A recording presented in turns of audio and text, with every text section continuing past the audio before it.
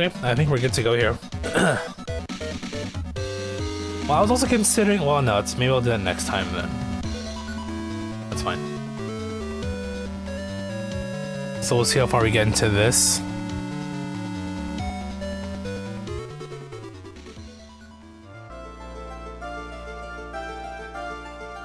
So last time we left off, we played through the first case, which was, you know, relatively short compared to the other cases here.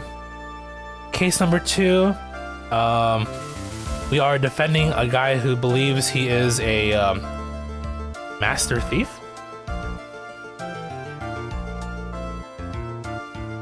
And we did our first day of investigations, now we're doing the trial.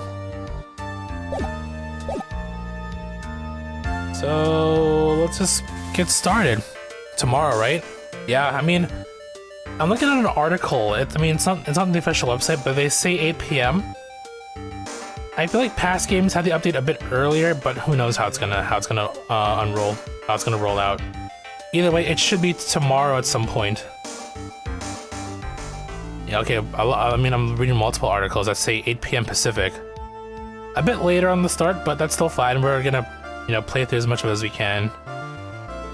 But yeah, what's in it? Mizutsune, with I guess with a tempered version as well. Hiring Zoshia, which means, you know, armor sets and layered armor as well. What else? New gathering hub, and then arena quests, which I'm kind of interested in seeing as well. Paid and cosmetic DLC. I'm hoping. I mean, they did showcase music, so I'm hoping. I mean, there's one song that I'm definitely gonna buy for sure. They did show it off in the direct or in the presentation, and I must have that song just because. Everything among other things, I think that's about it really. Those are like the big things. And of course, there's going to be some what's the word I'm looking for here? I mean, you have the seasonal quests coming on April 22nd apparently, and then Arc Tempered Raid down on April 29th. So I mean, they're all coming in April, a few weeks apart. But yeah, I mean, April's gonna be a good month for Monster Hunter Wilds players for sure. All right, time for Anime Court.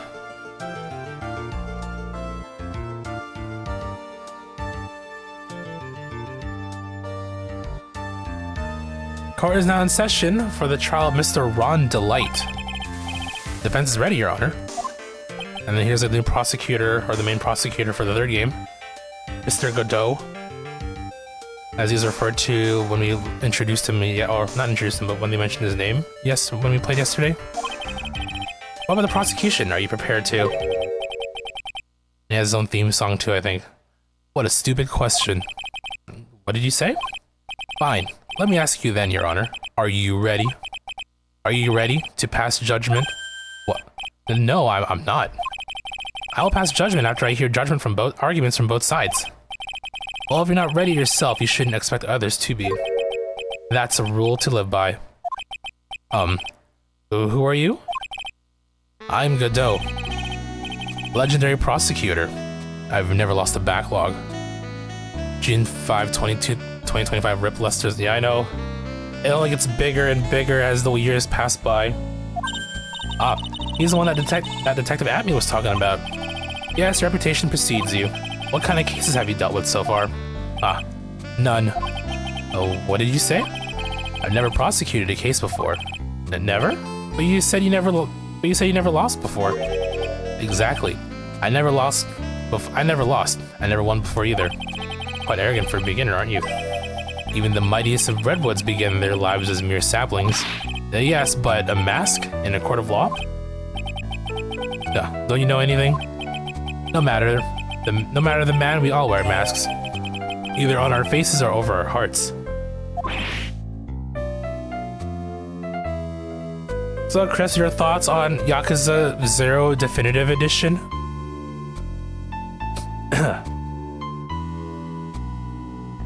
I don't know if I can replay 0 again, because that or Director's Cut or whatever it's called. As cool as it sounds, I don't know if I can play Zerg again, because that game be really meaty and chunky. 2 pro tags with so much like, content between the 2 of them. The multiplayer though, I kind of want. I'm definitely interested in for sure. How it plays out.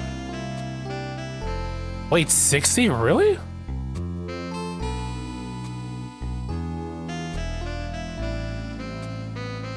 Yeah, I mean, where are you getting this information from? This guy's the real deal, alright, Nick. Why does it seem like all prosecutors are the real deal? So we finally meet Mr. Phoenix Wright. And Nick, is he a friend of yours? You look really? Hold on. Yeah, because of Zero Director's Cut multiplayer. I mean, it's not going to be exclusive to. Oh, there's an announcement trailer. Hold on. New cutscenes, multiplayer mode. I mean, I'm sure that it'll be multiplat.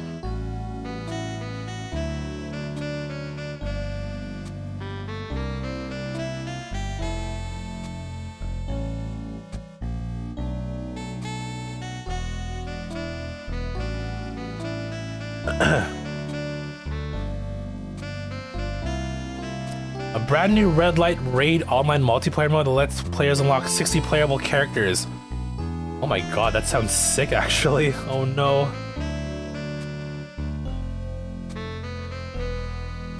Twitter. Nick, is he a friend of yours? No, I don't have any friends that call me Trite. Just who is this masked man? I returned from the depths of hell to do battle with you. Well then, Prosecutor Gobo. It's not Gobo, it's Godot, Your Honor. In any case, please give your opening statement. Opening statement? Those things are not fit for even dogs to consume. I have only one thing to say before we start. To you, Mr. Trite. Oh, what is it? Are you familiar with the saying, a chain is only as strong as its weakest link? I wonder how much you can withstand before you and your case break in two.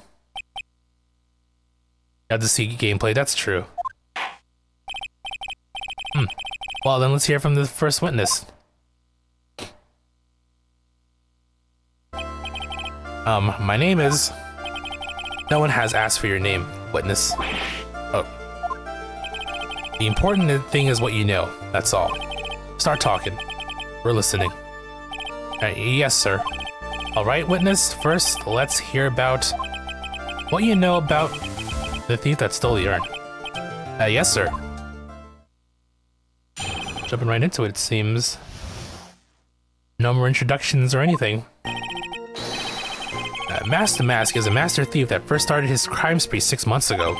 He's so confident that he sends his calling card before he even commits the crime. This is his 5th heist, and as usual, he sent a card to Lordly Taylor. His pattern is to always go after only the most precious art pieces. That's why we're sure it was Master Mask, sir. It fits his MO to a T.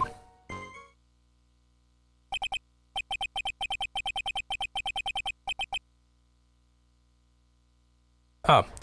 So then, the actual identity of this mask, the mask is... Mr. Godot. Well, what are you?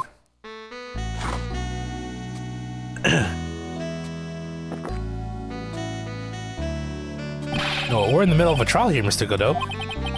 Blacker than the moonless night, hotter and more bitter than hell itself. That is coffee. I'm sure you can grant me at least this much, Your Honor. Oh, please proceed.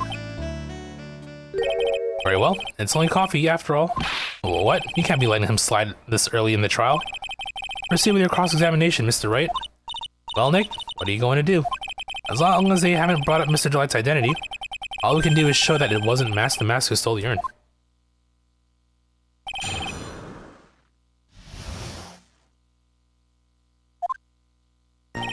Okay, so let me think here. His parents always go after the most precious art pieces. Wasn't there information on the urn that was stolen? Supposedly priceless but has no monetary value. Can we present that? I think we can present that, right? Precious art.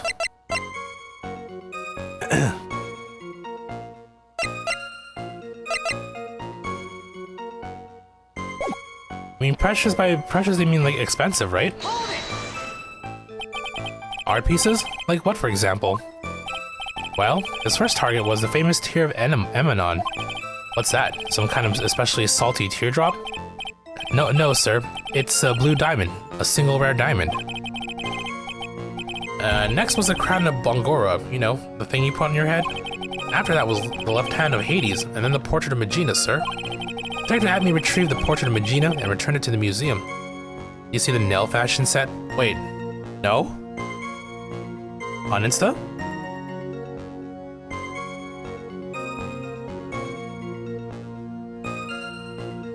Oh, it looks kind of cool, actually. Wow, that's so fitting for some reason. And it's a lance, too. Yep, okay. That's cool.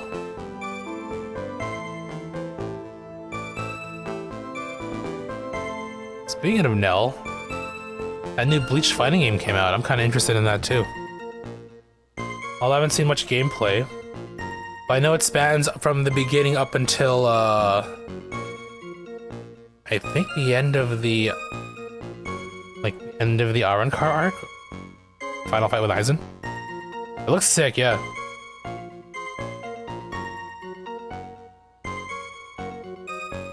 Detective Admin retrieved the portrait of Megina and returned it to the museum. And the target of his fifth and last robbery was the sacred urn, right? But isn't it difficult for him to dispose of such famous art pieces? Well, we assume he must have some underworld connections. Somehow, Mr. Delight doesn't look the type. Yeah, he's a little too sunny to be hanging out in the underworld. Well, okay. Let's present the urn. Objection! Can I ask you a little something, Detective Gumshoe? Just hearing a little in that question is making me nervous. You think that he always goes after the most precious art pieces? You said that he always goes after the most precious art pieces, right? That's right, pal. But there's one problem. That's not what he did in this case. A supposedly priceless urn that doesn't exactly rise to the level of precious art. What do you mean? Nick, how can you say such a terrible thing? No, I meant from a financial point of view. I mean, it wouldn't fetch a good price. Well, Prosecutor Godot, what is the value of that urn? The appraisers I spoke to said they couldn't attach a price to it, and I mean that in the worst sense. So in other words, it was not the kind of item that Mask the Mask would normally go after. Oh. If I understand you correctly, Mr. Wright, you're saying that the theft of the sacred urn was not the work of Mask the Mask. Yes, that's what I'm saying.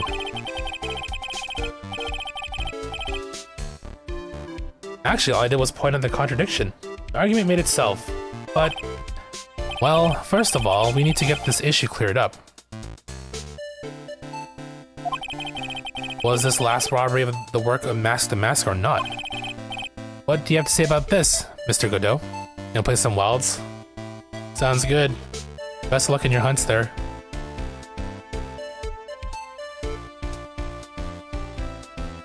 I'll be playing tomorrow. Be good. It'll be like a waiting room for the update to drop and then play the update itself. Yeah, no worries. You got questions? I got you, hopefully. This coffee here, it's my own special blend. I call it Godot number 107. I've been trying to decide whether to cut down on the acidity or the bitterness. That's the only thing that I've got on my mind right now, Mr. Trite. Well, what? If you're really a man, you should clean up your own mess. Sorry, but I don't get what you mean. Ooh, what age are you at now? You're saying that it wasn't Mask the Mask that stole that urn. Then it must be someone imitating Mask the Mask's methods. A fake Damask? Fake Damask? That sounds so ridiculous, but I like it. Well, excuse me. Now, before I decide on my coffee, I believe some proof is in order, Mr. Trite. Proof that the person who appeared at Lowly Taylor that night was actually a fake. Though I don't approve of Mr. Godot's behavior, his point is valid. Mr. Wright, we're waiting. It looks like I'm going to have to prove it. I need proof that the person at Lowly Taylor that night was in fact fake Damask. I mean...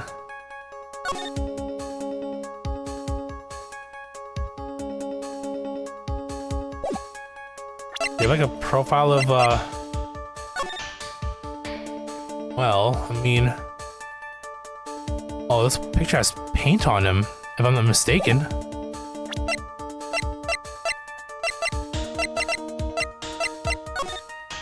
$157, damn, you get in there.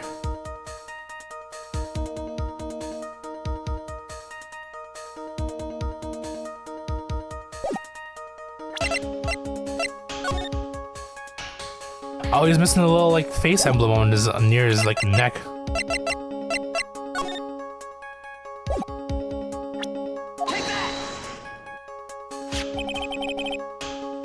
Yeah, I don't think, I mean, when I hit 200, I'm trying to remember if I got anything out of it. I don't think I did. Besides some titles, I think, I want to say. For your hunter profile. Did you pretty up your hunter profile, speaking of? The proof is right here.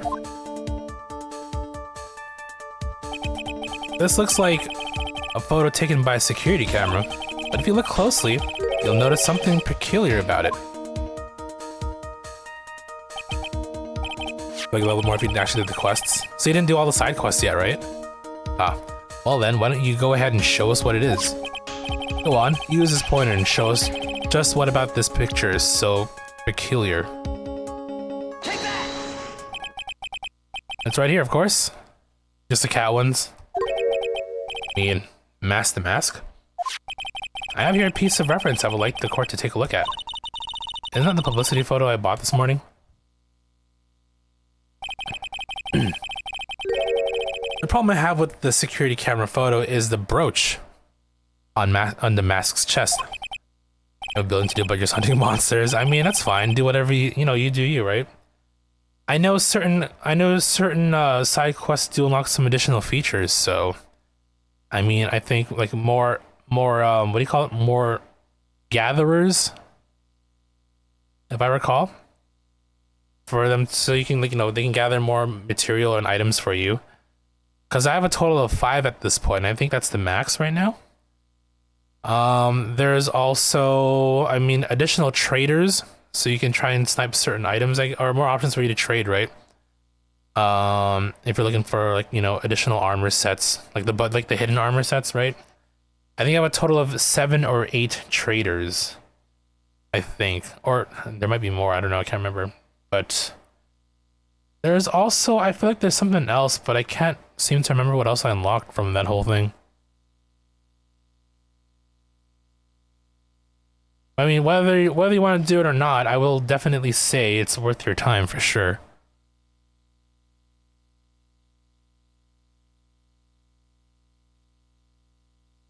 I mean, yeah, there's no rush, right? I mean, it's not like you're, time restricted or anything, so you're good either way. Oh, I still have the direct window open. Let me close this real quick.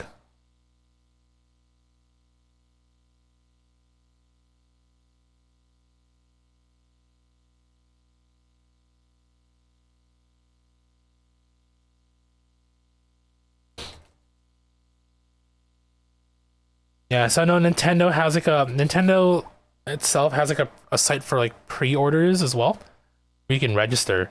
But yeah, it's $630 for the game alone, or $700 with the with Mario Kart World as a bundle. Apparently, bit up there for sure, but I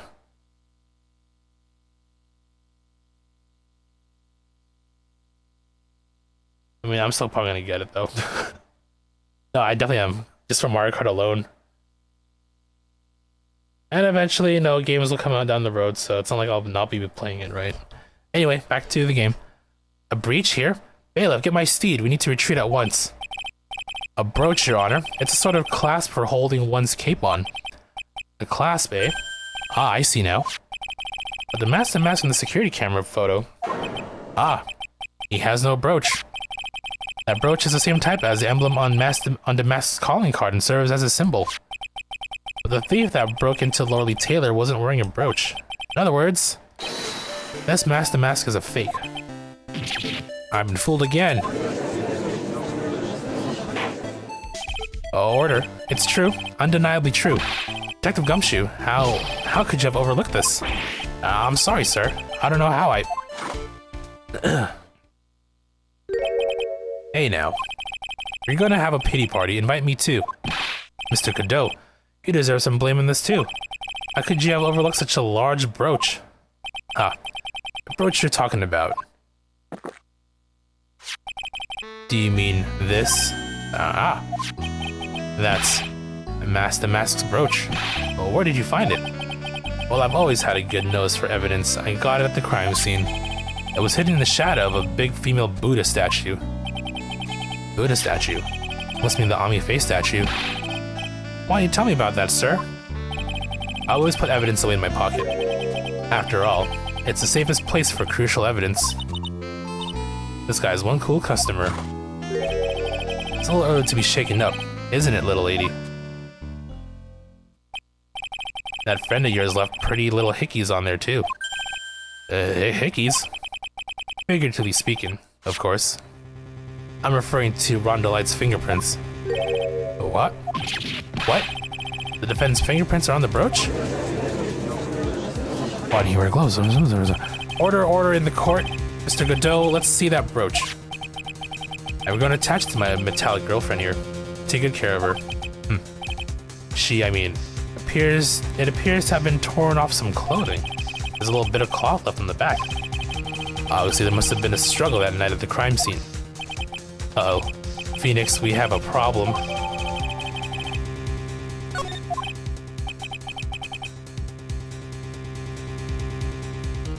Mess with Godot. And you get burned. He's been playing me like a violin. Well, Judge, I'm about ready to call my next witness. Huh? You're done with me? But I haven't proved anything yet. You've proven your own incompetence. That's good enough. Damn, not Gumshoe. That doesn't sound good at all. Bailiff, bring the next witness into the courtroom. Finally time for the ace detective to make his appearance, huh?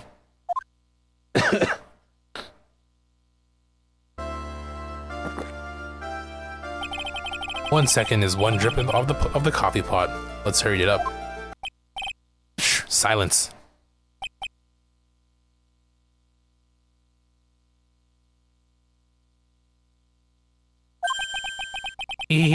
Now I see. It's all becoming clear. What's clear? Zvati. The truth has once again been elegantly revealed to me. What we have here is a judge and a prosecutor. A coffee maniac at that. Am I correct? Well, yes, that's right. Not bad. Not bad at all. You're the first person that's ever been able to penetrate my secret veil. Well, sir prosecutor, let me introduce myself. My name is Luke Atme, ace detective and rising star illuminating the heavens. Boy, these two make a perfect pair. They'd either be best friends or they'd tear each other's heads off. I've heard that on the night of the crime you were all alone on security detail. Yeah, I've heard correctly.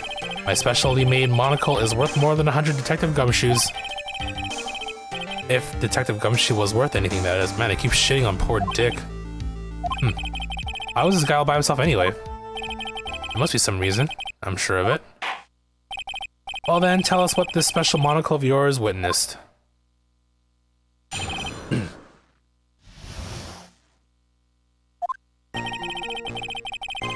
It was approximately 1 o'clock in the morning, just after the date changed. That's when my nemesis, the infamous Master Mask, dancingly descended upon me. Just as I began to turn, the coward struck a fierce blow upon my noble head. Darkness swallowed me before I could land a single strike. When I awoke, he was gone. 30 minutes later, I used an emergency phone to notify the police. So you didn't get a clear look at the criminal. My specially made monocle never misses a thing. However, that is limited to two things that fall within my own visual range. But of course, that's only natural. I fail to see why the witness seems so proud of his performance that evening. Well, sir, old-timer, let me explain. We are not speaking of any ordinary thief, but of the king of thieves, the great Master Mask, my archenemy. That is what my instincts and years of experience tell me. Very well. Proceed with the cross-examination, Mr. Wright.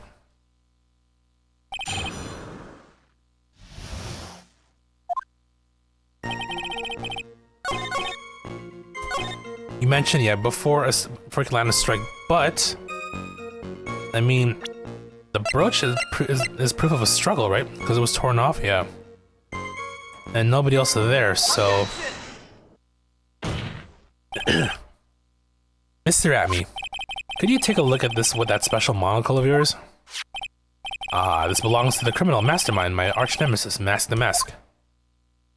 It is, in point of fact, Mask the Mask's brooch. Okay, because it was found on the floor of the basement warehouse. I wonder how that happened. Ah, elementary, my dear lawyer. Obviously, it wasn't glued on well enough.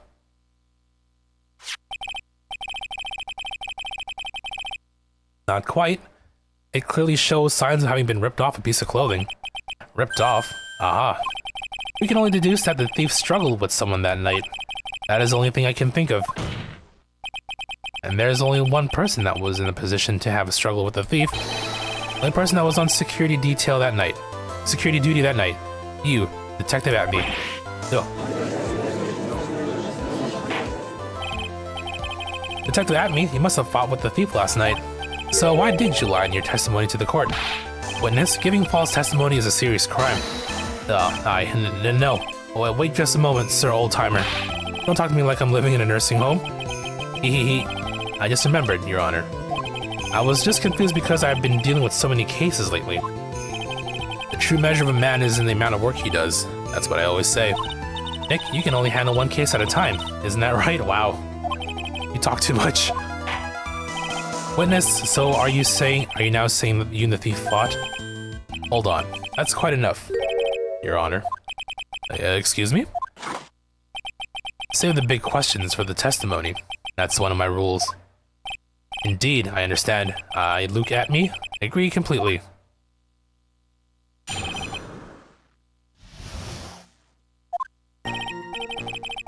Indeed, it's true that I looked away from the door for a brief moment. However, Look at me cannot be so easily discombobulated. You guys ever seen that RDJ meme? I think he plays Sherlock Holmes. He's in like a boxing match in like that. I can't remember if it was the first movie or second movie. And then like he says like the word discombobulate, and then he does like there's like a whole meme around it. I'm sure you can look it up. I'm just looking to see if there's any. Okay, so the trophy for this case is still okay. We're not there yet, so we're good.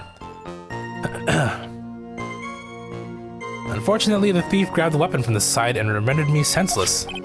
A true gentleman fights only with his own fists, but they were not enough.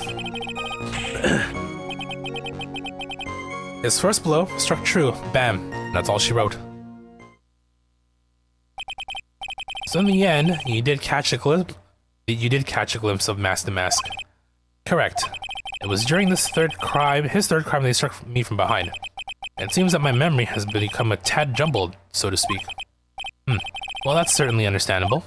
I myself always get confused about which testimony goes with. Oh my god, you don't admit that as a judge, my dude? That can't be good. Oh, judgy. Okay.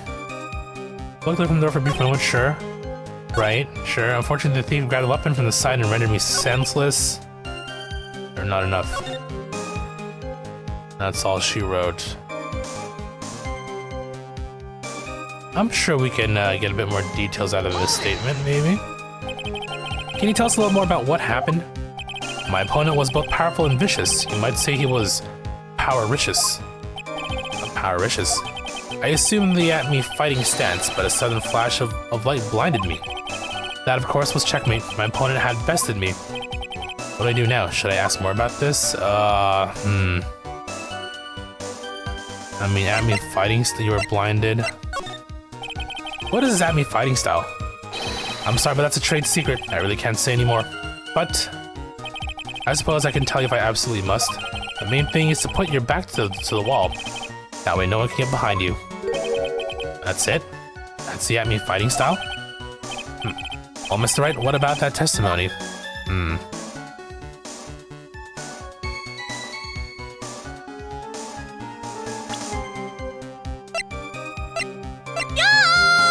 Grab with the raid, hello. What up, Grad? Hello, Chris. How are you guys tonight? You excited for Switch 2?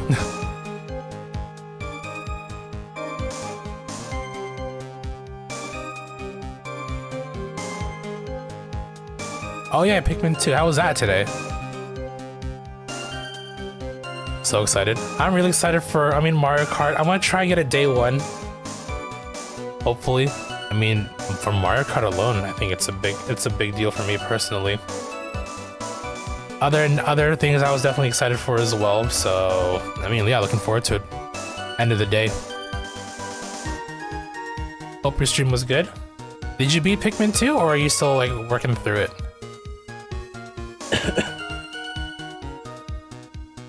You want to try to get a pre-ordered Mario Kart? It does look really good. I was sold on how it looks, but then you have like the open world concept, the costumes, like oh my god. The playable characters, I saw like a penguin, a bee.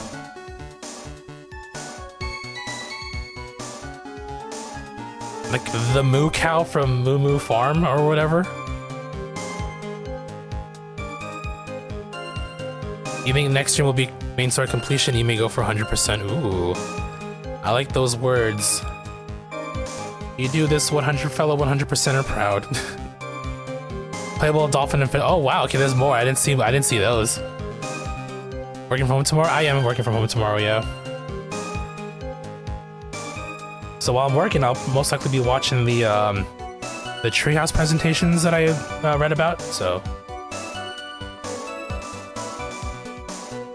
we are playing through Phoenix Wright, game number 3, Trials and Tribulations. I was playing through the trilogy on, on PS4. Platinum requires you to play through all 3 games among other stuff. So yeah, we're on case number 2, which is the security guard mask, the mask, if you're familiar. You might drop. Okay, yeah, sure. Just let me know. Give me a heads up when you're on your way, so I can step out and grab it for you. Did they announce what they will play? No, I don't think they did. Who knows? I didn't see any details. They also might squeeze in some announcements as well. Because I think they did something similar when they were doing the whole Wii U thing too, right? And Switch, I guess? Did Switch have like a... I don't know if Switch had a Treehouse presentation before launch or not. I remember Wii U's sort of. Not vividly, but I do remember they were doing stuff and then they did announce things in between. So, something to look forward to for sure, right?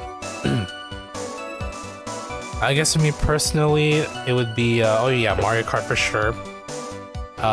Kirby Air Riders looks cool, but that's now compelling me to finish up Air Ride because we did play it on stream. Got a good chunk done, but there's a lot more to do. And a lot of get good things that I need to accomplish in that game as well. What else? What else was there? Donkey Kong, I said Donkey Kong already. The new From Software game looks good too. They showed Silk Song, but I made a joke saying, yeah, Nintendo, yeah, Silk Song, April Fool's was yesterday. But if it's coming out this year, even more of a reason for me to play through Hollow Knight. Because that game has been flirting with the audience for how long now? Games came about with Silk Song, right?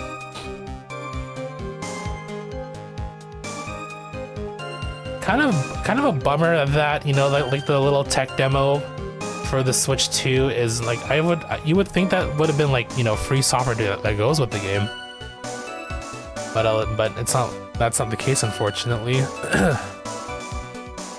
Don't know if I'll be buying that. I'll be honest. What else is there?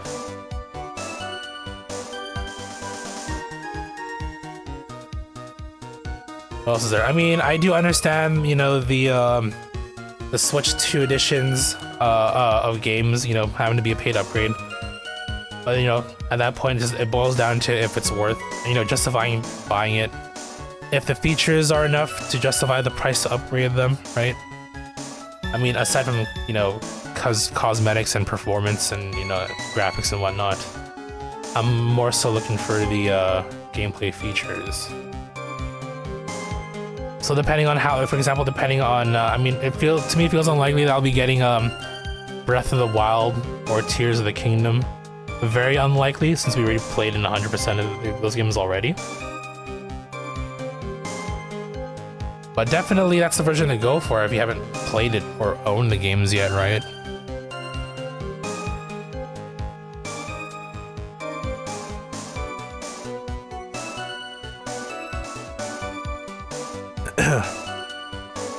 And then they showed some games that were supposed to be like, you know, Switch. I mean, I guess they come out on both Switch and Switch 2. Like, you know, Metroid Prime 4 and Pokemon Legends ZA. Naturally, well, I guess my approach would be is to just pick up the Switch 2 versions.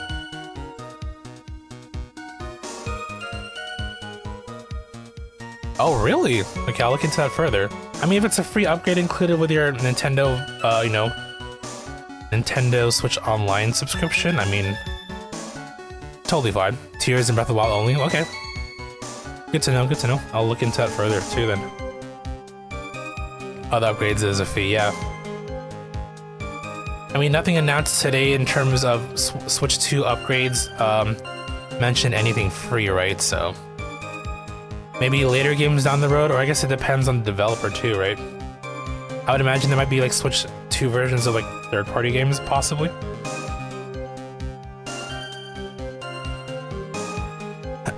Okay, where were we? Right. What did he say? I already forgot. Something about the look at me fighting style. Back to the wall so he doesn't get knocked from behind, right? Let's see here. I was reading the court record. Oh yeah, blow to the back of the head. Hope the V's less than $10 or less. I mean, I wouldn't be, yeah, I feel like it's gonna be like around like a $19.99 kind of price point, maybe. And that's like American price too, so which means it's more expensive for us Canadians. Alright, so it's very important. Of course it's important. We learned a detective's secret technique after all. Yes, indeed. I'll remember to use it if I ever take a walk alone at night. Why the heck is he eyeballing me like that? It's creeping me out. Now then, witness, we'll go ahead and add that secret information to your official testimony. I put him back to the wall to fight, but the thief's blow landed upon my third eye. Okay, we can present the sword here.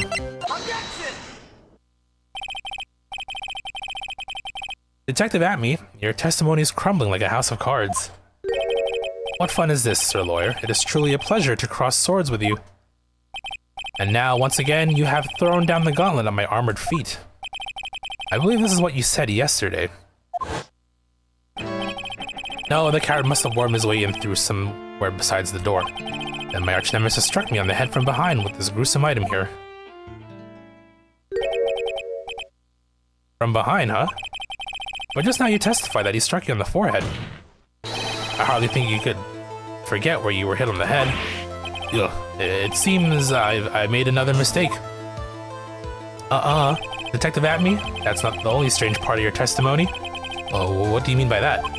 For example, the very fact that you hid the calling card from the police itself is strange. It's almost as if you were afraid they were going to help you with security. Geniuses such as myself have always been misunderstood. How sad. That's wrong. Objection. To err is human, to forgive divine.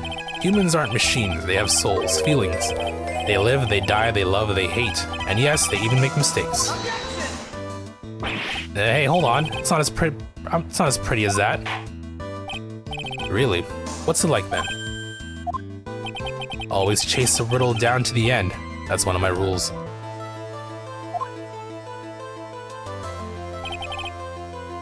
This is it. This might just be my chance to turn things around. Mr. Wright, what exactly is it that you're asserting? Very well, Your Honor, the defense asserts that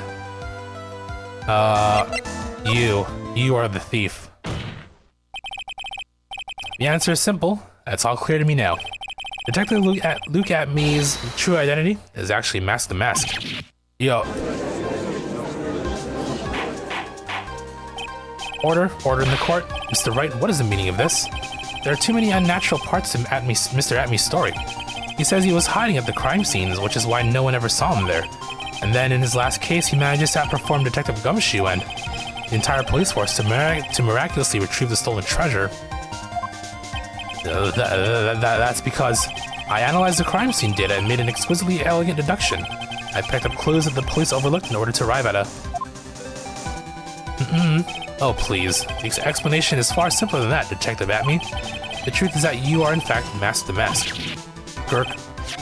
But Mr. Wright, this photo, it clearly shows Mask the Mask. The security camera belongs to the Lord Lee Taylor department store. He shouldn't have been able to manipulate it. He didn't need to manipulate it. He gained access to the warehouse under the pretense of providing security, and he simply dressed up as the thief and stole the urn. So the ace detective is actually an ace thief. Is this true, witness?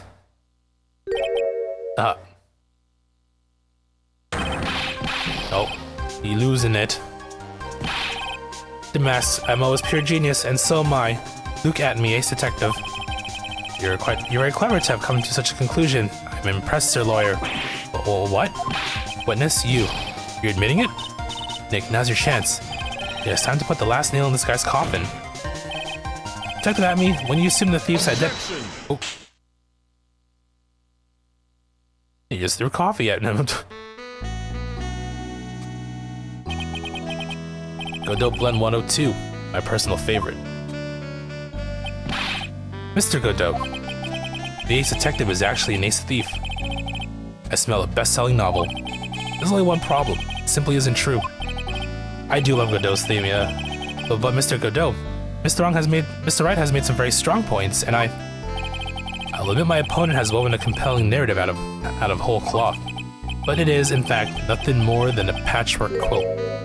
Mr. Trite, if this detective really is the thief, then show us proof of your claim. But it had better be as hot and as perfect as the coffee dripping down your face. Well, Mr. Wright, don't just stand there. This court would like to see this decisive proof you have, quickly. Huh? Oh, yes, of course. What is the big rush? Are you alright, Nick? Atme looks pretty riled right now. I'd like to finish this right now if I can, but can I really do it? The decisive evidence that proves Mr. Luke Atme is in fact Mask the Mask. I don't think we have that, right?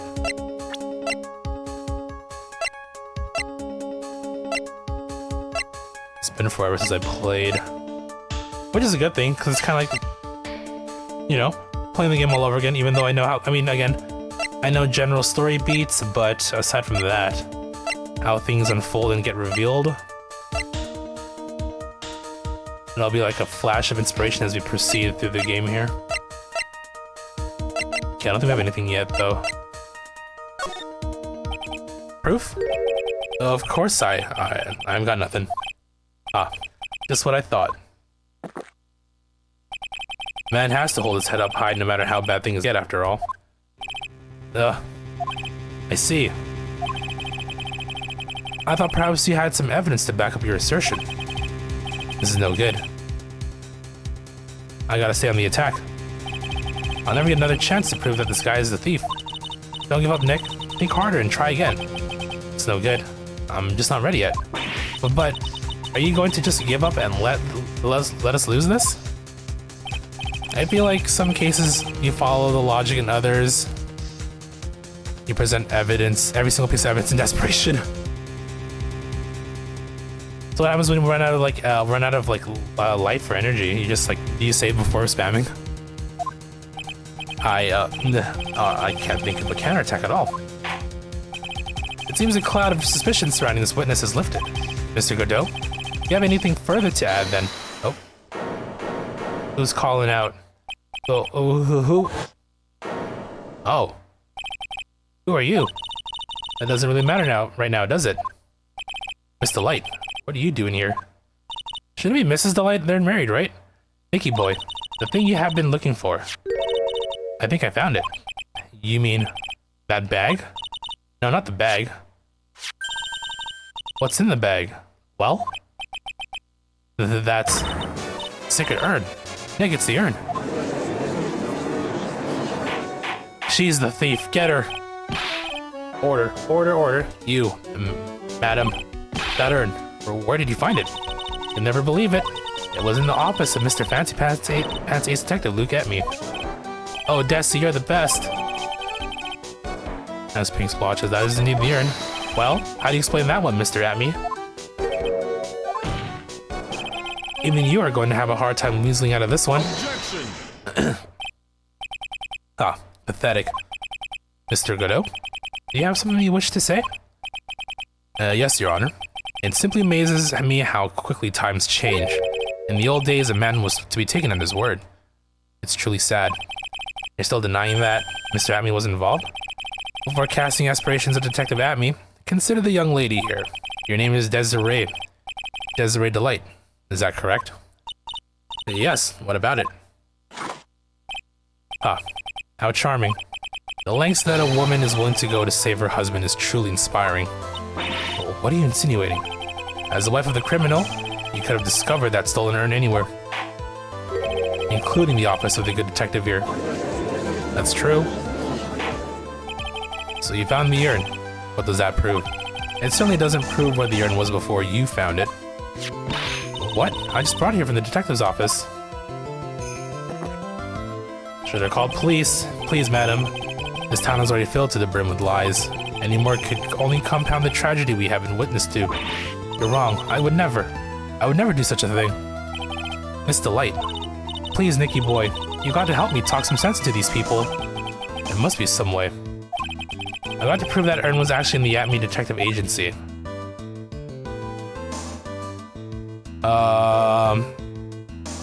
It was there. What you saw? Well, I mean, the bag was there.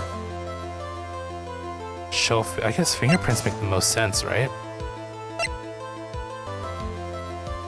Okay, let's run this. I can prove where the urn was by the fingerprints on it. Fingerprints, eh? Ah, come now. Now you're really making me laugh, Sir Lawyer. Fingerprints indeed. May I go on? Good. Now, it would be perfectly understandable if my fingerprints were on the urn. After all, it was I who was guarding the urn in the first place. In any case, I am always in the habit of wearing gloves, as you can see. Check out my sprite work. No fingers exposed, so unfortunately my fingerprints wouldn't be evidence of anything. What about it, Mr. Wright? This witness's fingerprints would mean nothing anyway. Nick, what are you going to do now? Come too far. Wait, didn't he... Wait, I'm remembering things now. Yesterday when we played, he reached into the bag, so wouldn't Phoenix's prints be on there? Abby must have brought the urn back to his office yesterday, and there, I'm sure someone must have left their fingerprints on it. The defense proposes that the fingerprints of this person should be on the urn. Me, I'm the criminal, arrest me! So what is all this fuss about fingerprints anyway? Mr. Atme, do you recall the events of yesterday? Hey Nick, come on, open it up. Hey, wait a minute. We can't just open his private property. Don't be such a fuddy-duddy. This is an important investigation. Well, what's in there? Hang on a sec. I'm taking it out now. Whatever it is, it feels kinda hard and smooth. Well, hello there. Yep. He didn't take it out. It's true that I didn't get a chance to look in the bag that time, but I did touch what was inside. Oh, what? You touched it? And I remember it very well. It was smooth and hard. Well, that was just... Your Honor, I'd like the court to examine the fingerprints on that urn. Oh my. If my fingerprints are on there, then it proves that the urn was in Detective Atme's office. Well, even if your fingerprints aren't on the urn, it still doesn't prove when they were put there, does it? Of course it does. What did you say? It's not what I say, but what Adrian Andrews, the person in charge of the exhibition, said. Right, she polished it, that's right. Even more so. If she polished it that much, she must have removed any and all fingerprints on it. And the only chance I had to get my fingerprints on it after that was yesterday at the Atme Detective Agency. This blend, Godot Blend 107. I've decided it's a little too bitter after all. I like how his mask smokes up too. Order. I accept the defense's request. Bailiff, take the Suriname. But wait a moment, Your Honor. There's no need for that. No need, you say? Precisely. I already know Mr. Wright's fingerprints aren't on the urn. What are you saying? Yes, I've finally broken him down.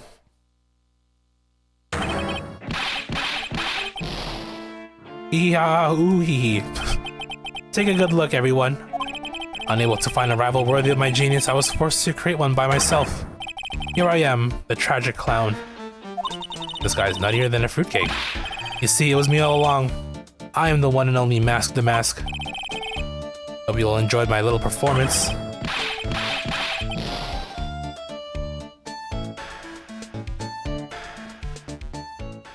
Okay.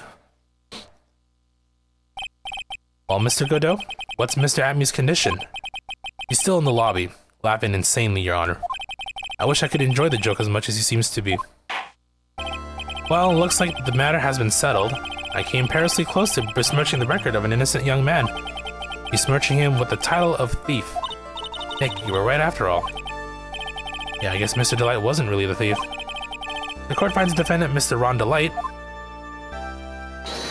Hold it. You're wrong. Wrong, I tell you. I mean, not exactly wrong so much, but actually not so right is what I was really trying to say. Oh no, he's not. This can't be happening. The thief, the sneaky, odious thief who's been stealing all the treasures. It's me. I'm him. I'm the one you want. I'm the thief, I tell you. So do it. Pronounce me guilty, please. I don't know what kind of a kangaroo court y'all think this is, but the true identity of the thief has already been proven. Please hurry and pass the judge. What are you talking about? I already confessed. I'm the thief, I tell you. Now I gotta prove him wrong somehow. Mr. Godot, don't just stand there drinking coffee. Hey there, Mr. Thief. Yes, sir. If you're really a man, then clean up your own mess. Sorry. I'm afraid I just don't have any idea what you mean. You're a Mask the Mask, and prove it. That's what it means. Yes, sir. I'd be happy to. He says he'll be happy to, Nick. It's kinda cute. He's 100% committed to his fantasy. Good boy. Just remember one thing. A boy only gets one chance in his life to become a man. I know that. I won't fail, I swear. Okay then. Talk. We're all listening. Oh well. Let's all have a listen to this confession.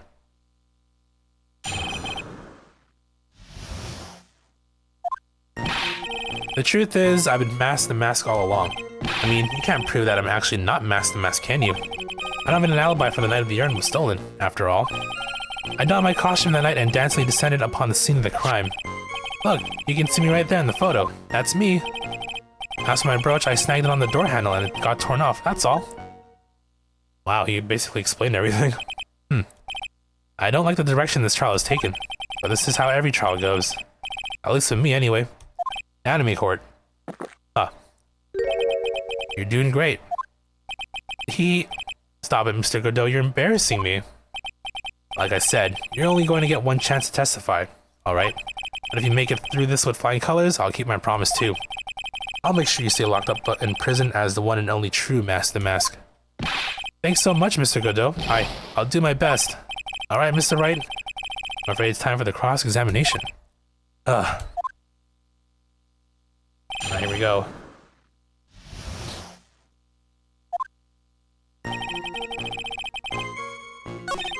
You can actually put a Mask the Mask. You have his wallet. KB security building around the night of the crime. Mr. Delight? This wallet belongs to you, correct? Yeah, yes, it does. I had lost it somewhere. Mr. Wright, when you find a wallet, you should report it to the police right away. No, you don't understand. This is an important piece of evidence. Evidence? Mr. Delight, when did you first notice that you lost your wallet? Let's see. I think it was on the night of the crime. But I know I still had it when Desi and I went out for dinner. This wallet was found at approximately 1 AM at the KB security headquarters. What? Surely you're not serious. Yes, I am serious. This proves that Mr. Delight was in fact at KB Security that night. No. So the defendant was at KB Security at 1 o'clock in the morning, and that proves that he has a watertight alibi. No. Furthermore, considering the distance between Lordly Taylor and KB Security, it would have taken 30 minutes to get there by car. According to Larry, anyway. Well, Mr. Godot, do you have anything to say? Stop drinking that coffee. Come on, Mr. Thief. Don't let this guy beat you. Tell him why he's wrong. You're the only one who calls me thief, Mr. Godot. Alright, I'll try. I'll do it. I will. He's really got Mr. Delight all worked up. Yeah, he's like a kid at his first day of school. Look, it's just ridiculous. Why would I have dropped my wallet at KB Security? Someone must have planted it there to make it look like I was there and not at the heist. Planted it there? He's really reaching now. Mr. Delight? You probably dropped your wallet when you took it out to use this, didn't you? The keycard to KB Security's CEO office. KB Security's CEO's office. No. Ah, that was a pretty good try, Mr. Trite.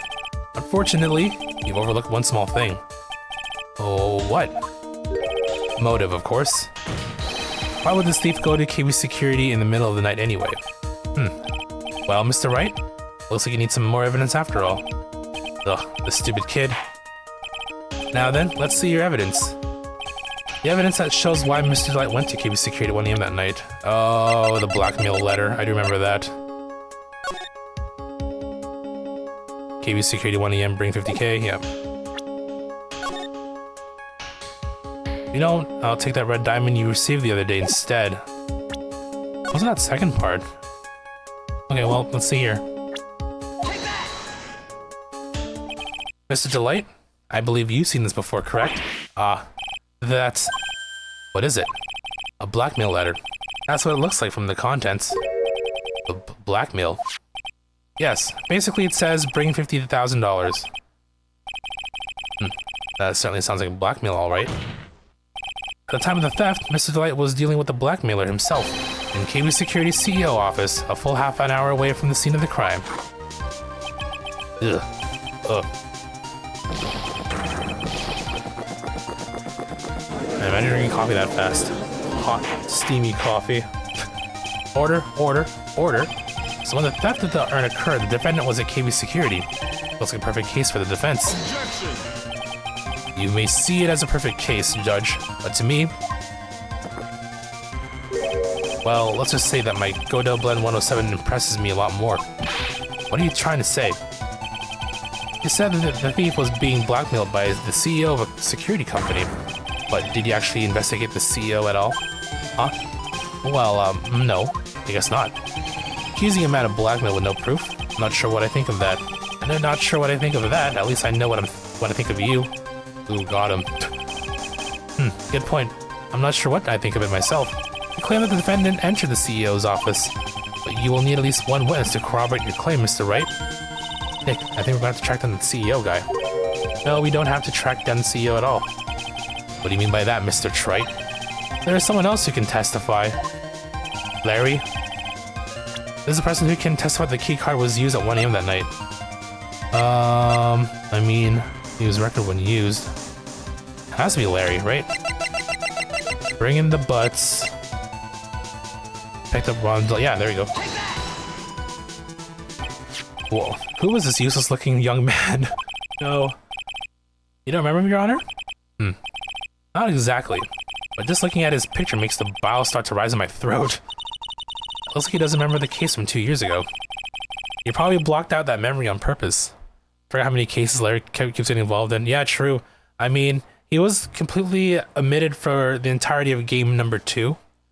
So, I mean, they had to make up for it by, you know, throwing him in the last game of the original trilogy here, right? He probably blocked out that memory on purpose. Anyway, this man was working as a guard at KB Security that night. Oh? The question at hand is, this key card. Yep, that's the key card they use in the building I work. According to the serial number, this one is for the CEO's office. You need to get into that room, and every time you use that card, it leaves a record. Okay. As you can see, there's no need to investigate the CEO of KB Security. We should be able to discover the truth simply by analyzing this keycard's data.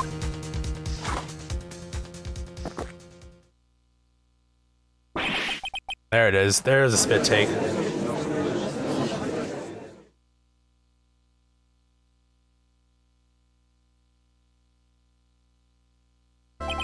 Well, Mr. Godot, the name of the CEO of KB Security is Kane Bullard. I was unable to contact him directly, but I got the keycard data. Here. So what does it show? Each keycard has its own serial number and they leave detailed records of their use. According to this data, this card was used at 1 AM on the morning of the crime. But that means it can't be Mr. Delight dressed as Mask the Mask in this photo. Looks like you're right. 2 minutes isn't even enough time to brew a good cup of joe. So then... Ron Delight was clearly in the office of KB Security's CEO at the time of the crime. Why is it? Well, I mean, it's bold and red for a reason, just to clarify the detail. The prosecutor's office is ready to admit that fact. Therefore, it's impossible for the defendant to be Mask the Mask. Good job, you did it, Nick. That's enough. I came perilously close to besmirching the record of an innocent young man. You said this already. Besmirching him with the title of thief. What's wrong, Your Honor? I'm ready to pass judgment, but before I do that, do you have any further objections? No, Your Honor. Very well. The court finds the defendant, Mr. Ron Delight, not guilty.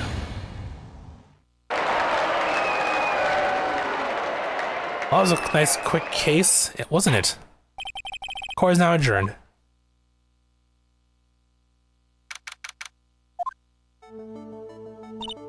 Nick, you did it. You were right after all. Actually, I'm a little bit ashamed of myself. Nicky boy. Oh, Miss Delight.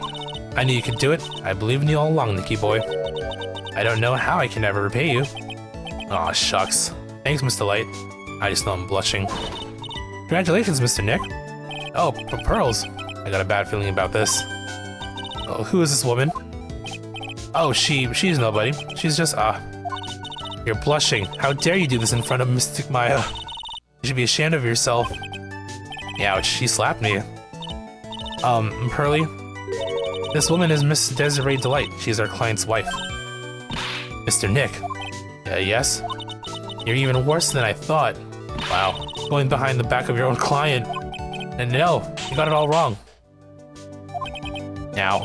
A double slap. Well, anyway, all's well that ends well, right? We got the sacred urn back and the thief has been caught.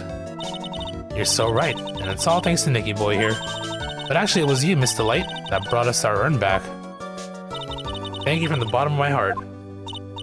Oh please, you're embarrassing me. You won the case. Why does this guy still look so glum? But I am the thief. Actually, what's the point now? Well, what is it, honey? I did my best for you, Ronnie.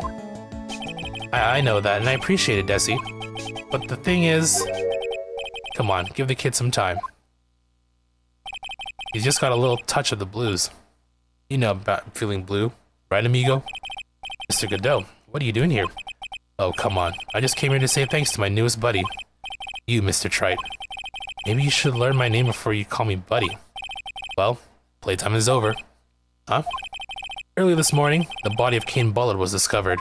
We aren't done yet. Kane Bullard? Where have I heard that name before? Isn't that the name of the CEO of KB Security? Wait, but body? The estimated time of death was 1 AM on October 12th. 1 AM on October 12th? You don't mean... That's right, amigo. At the same time the cheap little urn was being stolen, the CEO of KB Security was being murdered. So then, what are you doing here? Oh, come on. You figured it out already, haven't you, amigo? Or have you already forgotten about that piece of info I helped you out with today? Help me out? What? On October 12th at 1 o'clock in the morning, Ron Delight was in the CEO's office, scene of the murder. After getting that blackmail letter, he must have been imbrued with utter rage. Well, what are you saying? Imbrued with rage? Come on, don't tell me you didn't know. Ron Delight was once an employee of KB Security. He was a professional security guard. An employee of KB Security. Looks like the alibi that saved him from being convicted as a thief is going to be the noose that gets him hanged. Kind of an anti-alibi. No way. He can't be the thief because he was at the murder scene when the murder occurred. No, that's a lie. It can't be true. But I am a thief, I tell you. Ron Delight. Going back to prison again. This time the charge is much more serious. This time you'll be tried for murder. What? This can't. This is impossible.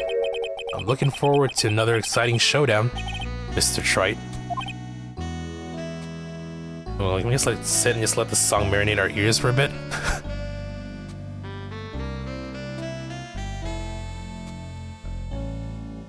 I need to make like a Daisy jammin' boppin' emote at some point too. One thing I've been missing from my collection. You and I aren't through with each other yet. Surely you won't back down from a challenge. You've never been a coward. Mr. Nick, is there something personal between you two? That would be great, right? I gotta work on that. I'll try and make time for that at some point. I returned from the depths of hell to do battle with you. At least, let me have some fun while I'm here. This guy. Who the heck is he? He may be quiet, but he's the most dangerous enemy I've ever faced. Well then, time to say goodbye to Mr. Delight. Nick, how could this be happening? Right in front of our very eyes, our client has been arrested for murder. And the one who established his presence at the scene was me. Ronnie!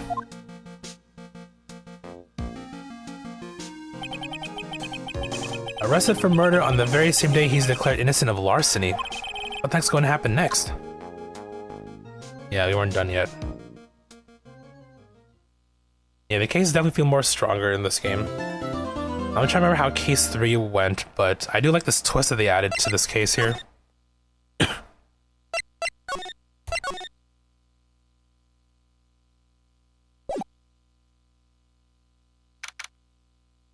Even as far as relevant cases go to the overall story, right?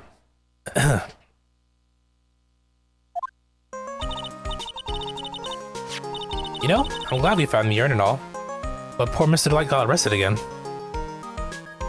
Hey, no worries, Grat. Have a good night. Have a good day tomorrow, and once again, thank you for the raid. I'll be sure to catch you in one of yours one of these days as well.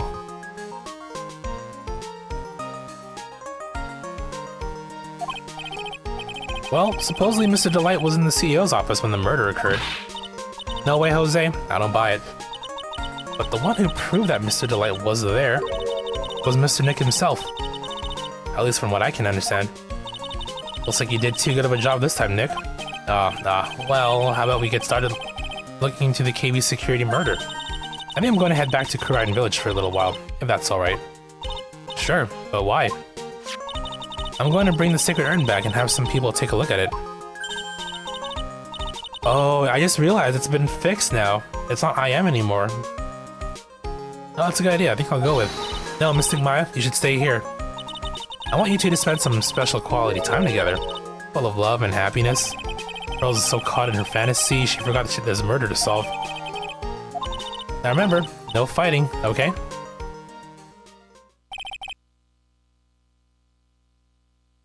She's gone. Okay, Nick, time to get going on this murder investigation. How old is Pearl, like, to be just going off on her own? I mean, she's definitely, you know, she has a good head on her shoulders, though. 9 years old.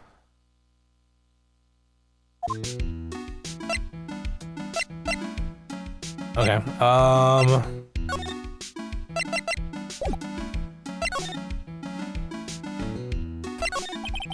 must be relieved we got the sacred urn back, huh? You bet.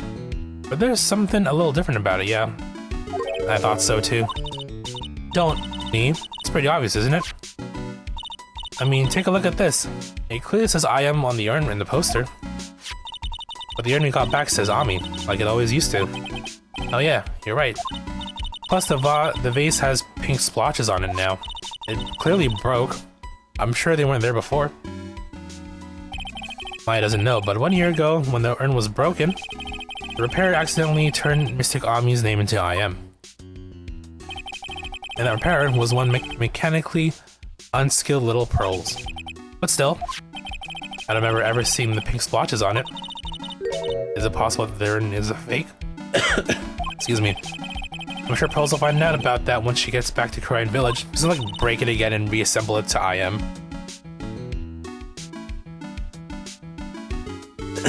Yeah, I suppose. Now that I think about it, Maya hasn't been back to Korean Village in a long time. So I guess people still go to Korean Village to do their training, right?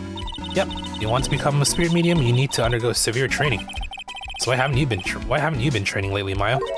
Well, lately I've been thinking about heading to a channeling dojo to do just that. A channeling dojo, huh? Sounds pretty serious. Whatever that is.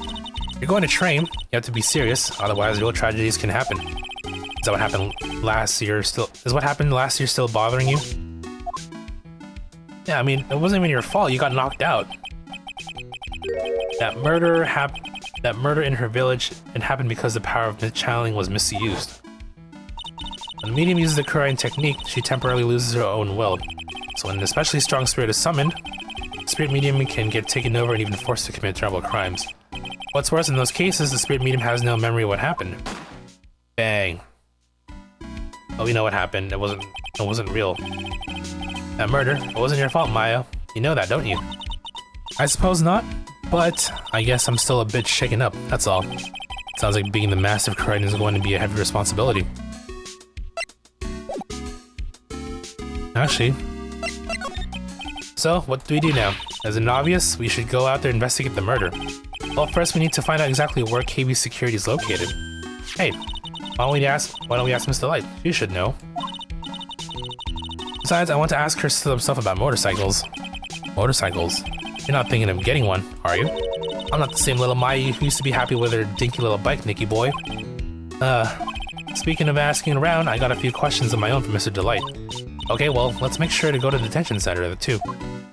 Okay, well, what's first? Oh, detention center. Okay, we'll do that in a bit. I'm gonna quickly BRB and get some water, stretch my legs and all that. One moment.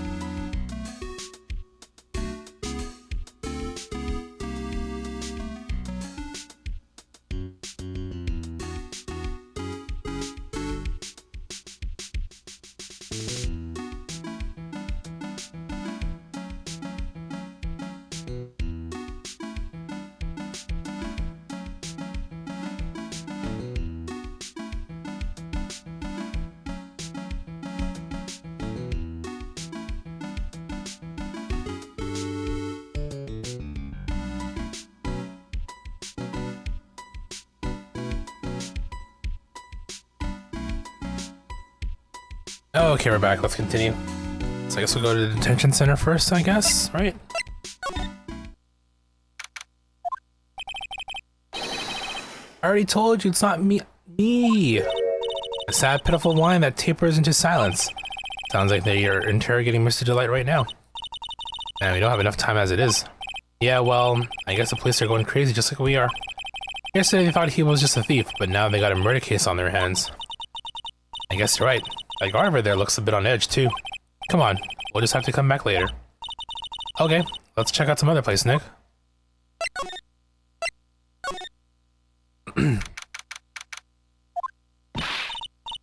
Oh, Nicky boy, Maya. Miss Delight. All I wanted to do was help my dear Ronnie. Yeah, but I guess it ended up hurting his case. I guess it, yeah. Don't say that, Nick. She doesn't need your help beating herself up. Hey, Nicky boy, please help Ronnie. He's not a killer. I swear, my Ronnie wouldn't hurt a fly. Alright, I'll poke around and see what I can find out. Really? Are you serious? Oh, I'm just so happy. I knew asking for your help was the right thing to do.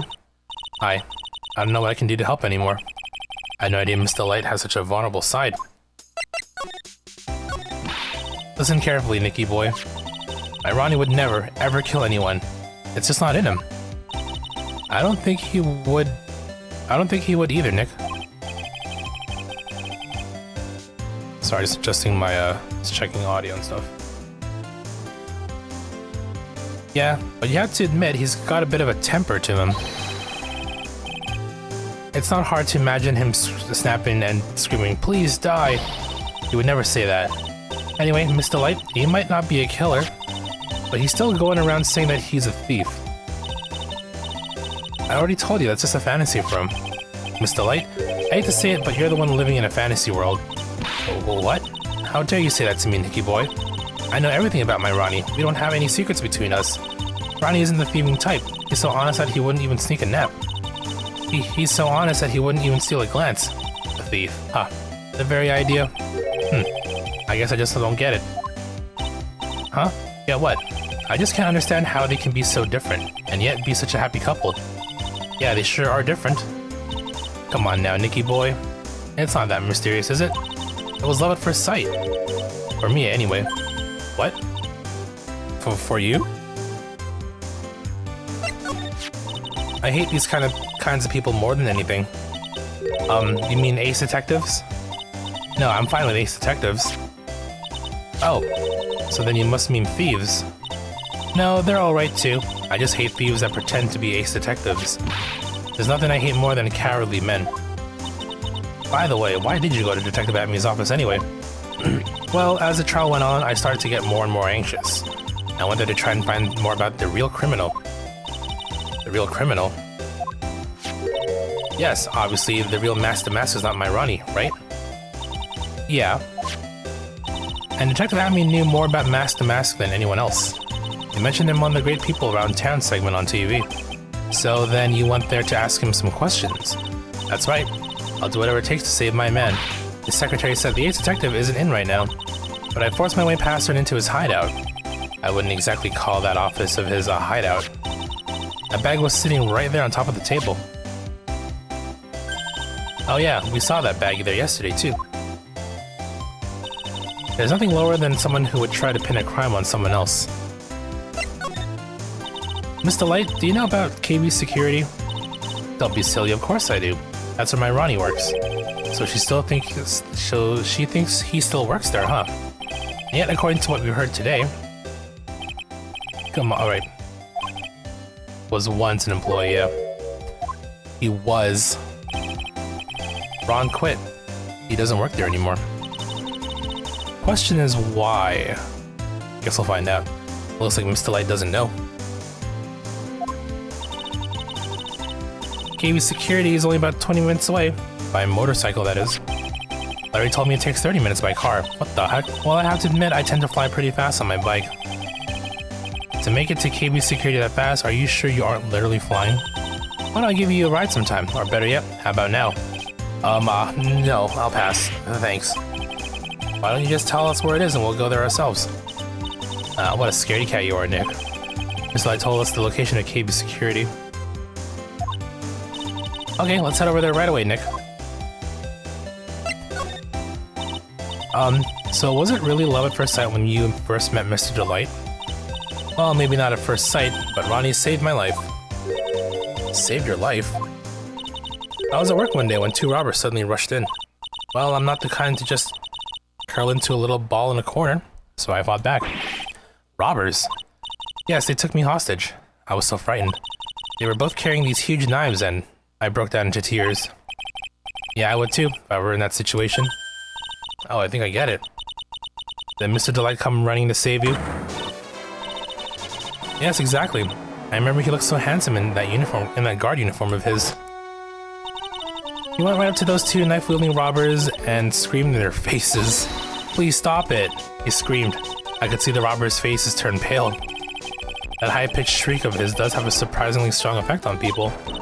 Then, crying and swinging his arms like crazy, he attacked the two robbers. All by himself, he came to save me, a total stranger, all by himself. He was so scared that he was crying and shaking, but he still risked his life for me.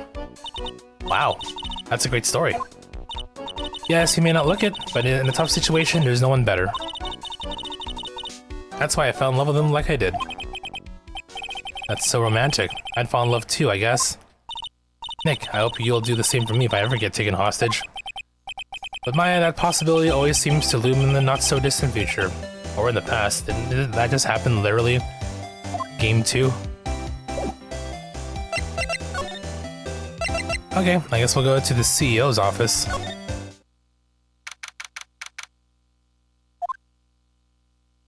Okay, I think we're approaching the trophy. We're pretty close to it, I think.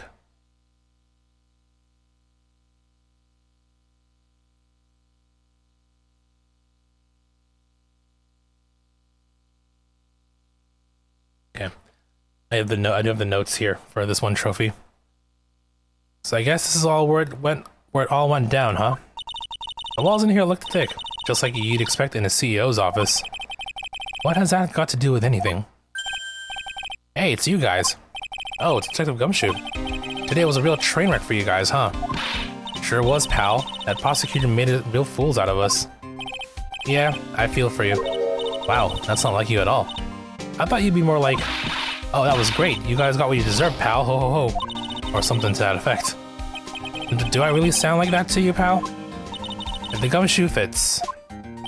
Well, anyway. The point is, I can tell when someone puts their heart into their jobs.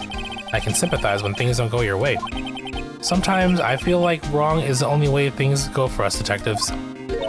Wow, I had no idea Detective Gumshoe was such a nice guy. This little love fest is over. Maybe we can get started investigating.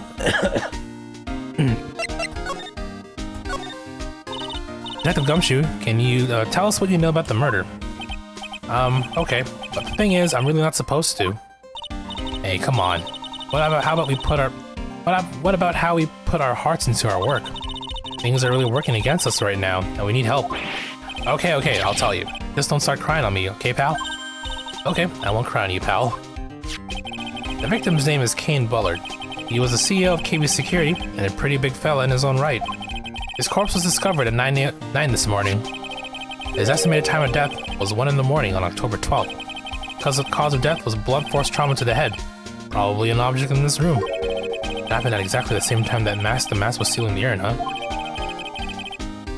Cerebral hemorrhaging from blunt trauma to the head. So why did it take almost an entire day to discover the body? There's a good explanation for that one. Bullard's body was stashed away inside that safe. Safe? Well, it's pretty big. Nobody had heard from him, and when they opened the safe this morning, out he came. Oh, so the body fell out.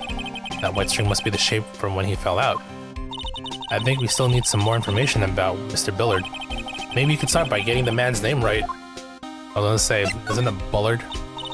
So, what happened to Mask the Mask?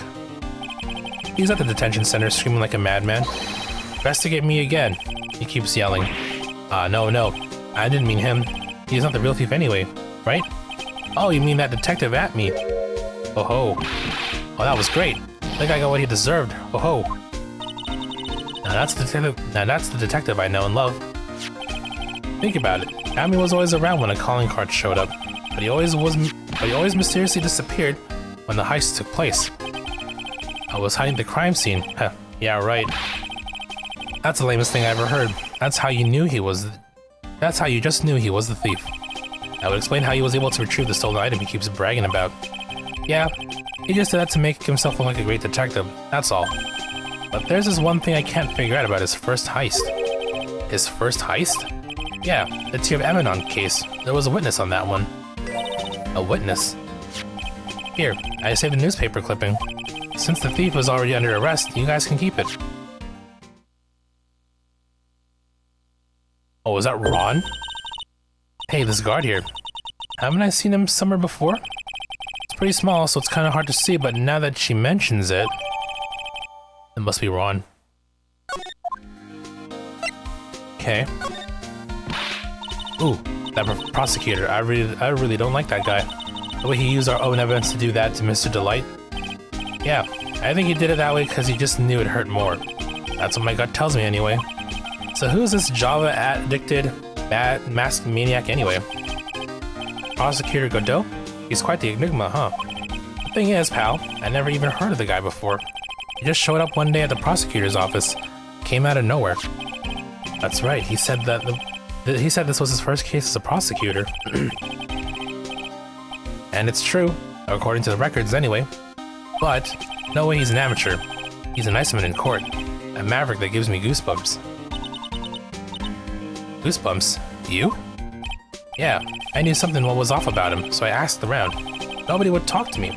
They all just turned the other way. Poor Detective Gumshoe. I had no idea you were so unpopular.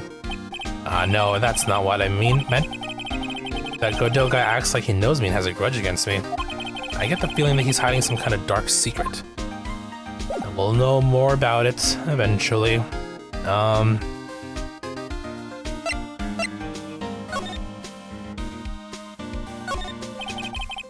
Check out this big, thick binder here. Leave the heavy lifting to me, Nick. Reading a file isn't exactly backbreaking work, just a little hard on the eyes. Well, what did you find out, Nick? This file, it's not about any sort of security operations or anything.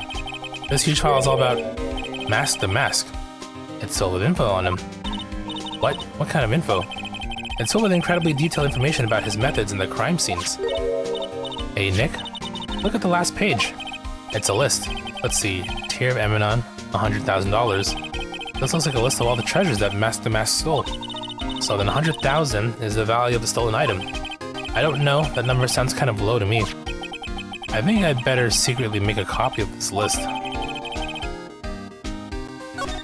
Can we view it? Tear Emanon, 100,000. Okay, Crown of Bongora, 150. Left Hand of Hades, 240. Portrait of Megina, 500. Okay. Guess I'll forget what this means later on.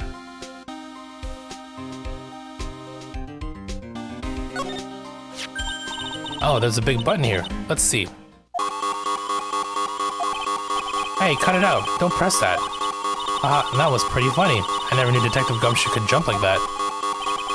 What is that button anyway? It's an emergency buzzer. It says right there on the panel.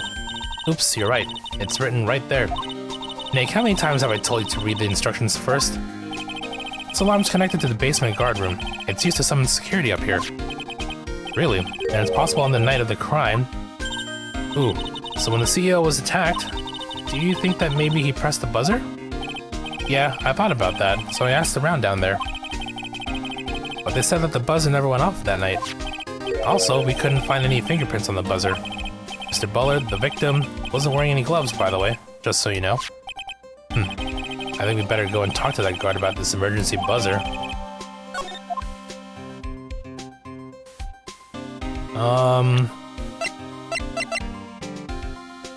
I want to get more information on the, Can we get more info, I wonder? Let's see.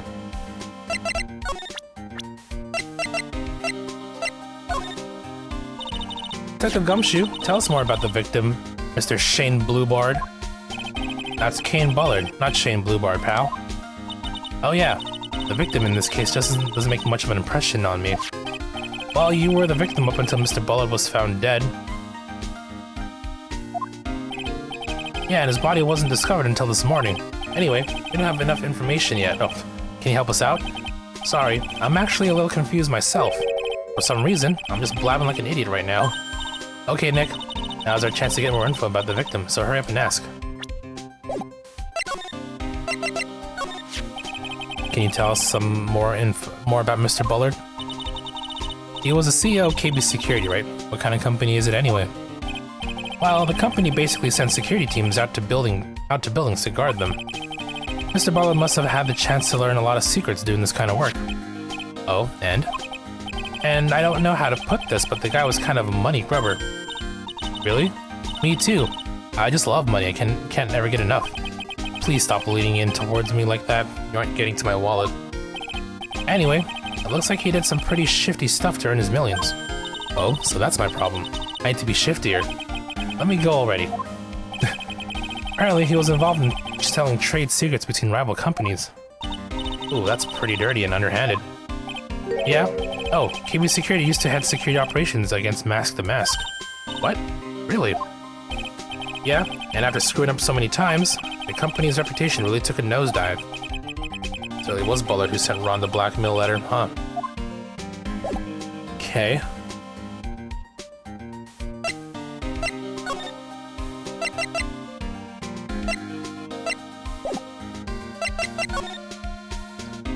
Okay, so that opened up. Before we go there, though, let me just quickly. I'm going through some. I'm trying to go for this trophy right now, so that was a good opportunity. So basically, for this trophy, we need to investigate certain items as they point towards some interesting dialogue and clues. This thing looks vaguely familiar. Oh, I know. It's a fishbowl. Well, an upside-down one, anyway. I think it's a helmet. An alien helmet. And that looks like a tape recorder or something next to it. I think it's a transceiver. An alien transceiver. Oh, that. Ronnie brought that home one day. He asked one of his friends from work if he could have it. It's a Space Ranger uniform. I've never seen Ronnie happier in his whole life. Oh, man. I want one, too. I wonder if KB Security was in charge of security at the event from that old case. Yeah, so this is basically... This belonged to Old Bag. If you remember in case 4 of Game 2, she basically had this entire helmet and, you know, this bit here. I mean, she had a ray gun, but I don't think it's not shown anywhere here. So basically the trophy wants us to, you know, investigate items that that are related to Old Bag in some way, shape, or form.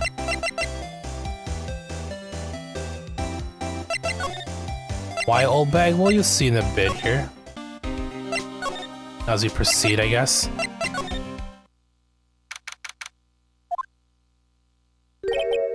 Wow, this is really something else.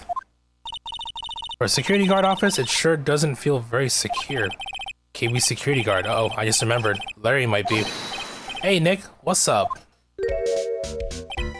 Oh, so he is here. Yo, how's it hanging, dude? And you got my sweet little Maya with you, too.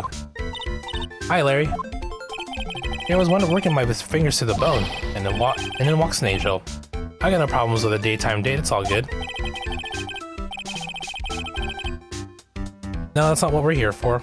We're investigating the Bullard murder case. Huh? Oh yeah, that's right. You're a lawyer, aren't you? He's so hopelessly clueless.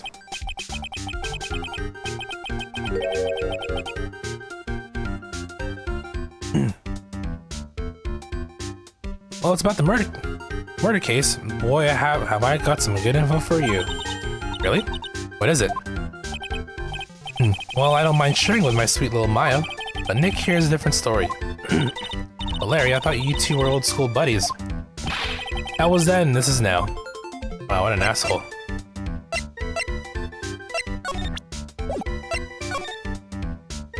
First off, I mean, just in case it might pop up again, let's, tell me more about the victim. Hey Larry, there's something I want you to look at. Hey Nick, I told you I'm a pro.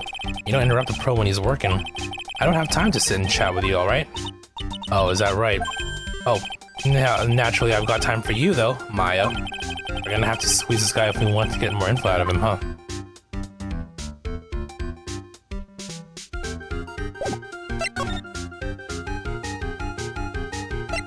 Oh, okay, I guess something came out of that, that's fine.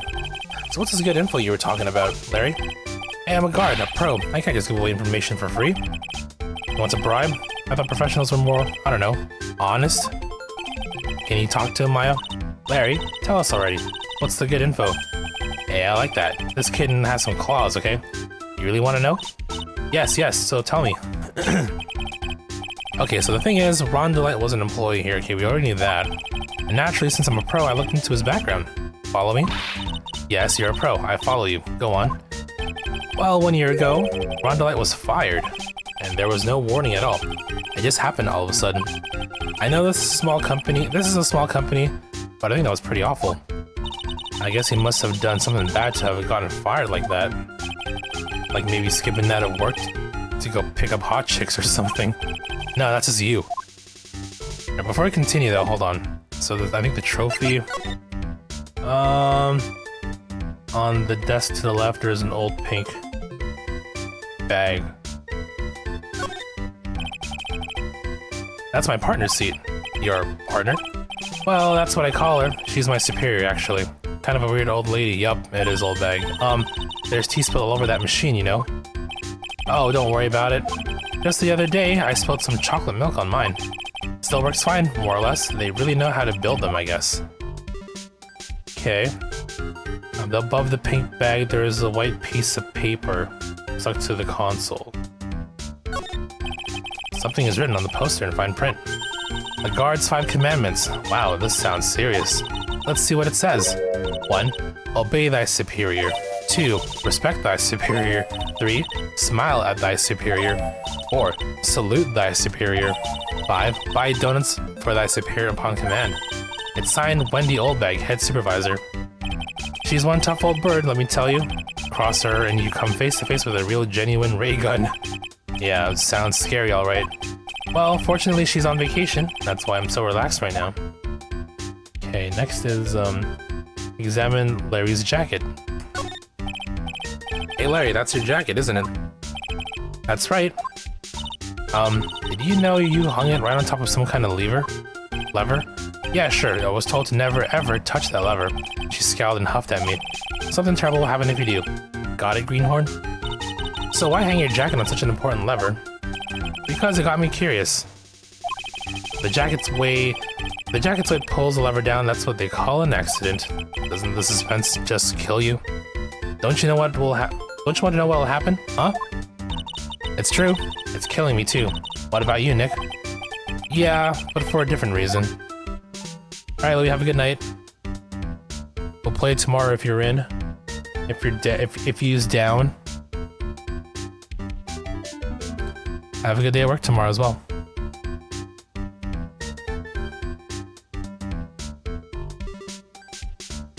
Yep.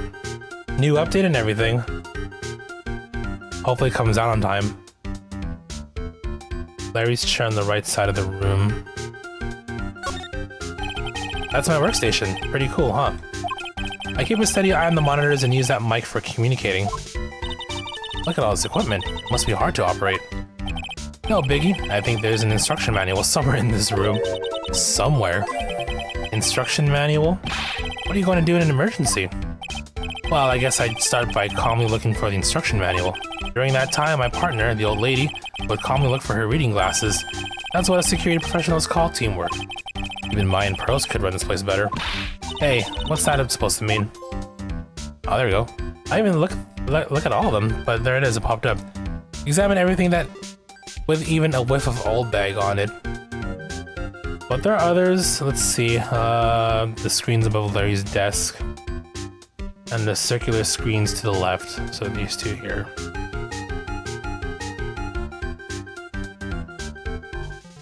Okay, well, basically we got the trophies so we can move on.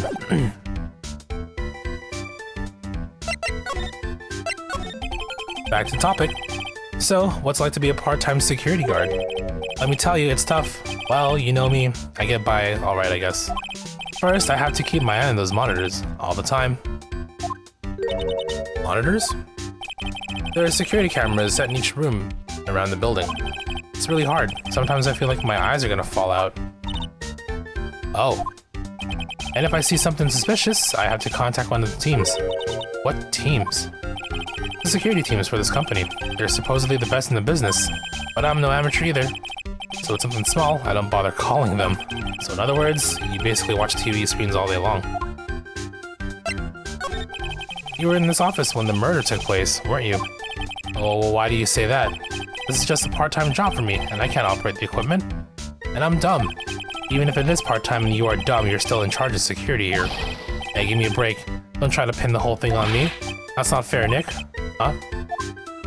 I don't think you can expect someone like him to take any responsibility. Anyway, the point is you were here that night, right? Oh, come on. Why are you hiding from me, boyo? Oh no, I knew something smelled bad, and it was the butts after all. Well, it's like I always say, that was then, and this is now. Okay. Also wanted to break his psych lock. Do we have that information now? I guess we can try. We haven't been anywhere else. Let's see what he has. Take that! Okay, so that trophy's out of the way. Trying to see if there's any other trophies that we need right now for case 2? Case 2, yep. Just basically finish the case, and then from there, 2 trophies for case 3. Okay. And then 1 trophy for case 5. On top of that, we gotta do the ladder. I guess the last ladder is in case 5 as well, so I think we're okay. We're still on track here, no issues. As far as I can tell, at least.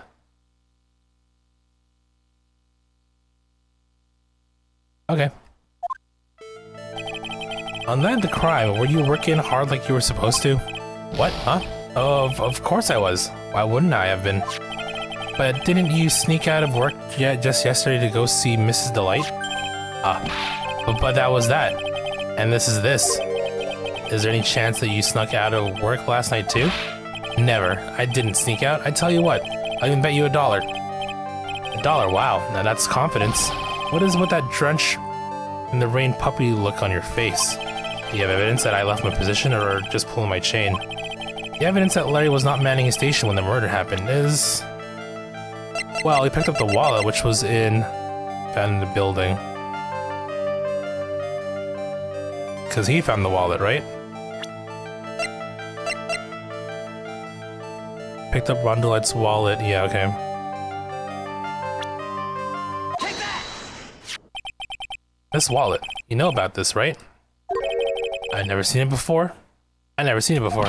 Liar, you hand-delivered this wallet to Mr. Light just yesterday.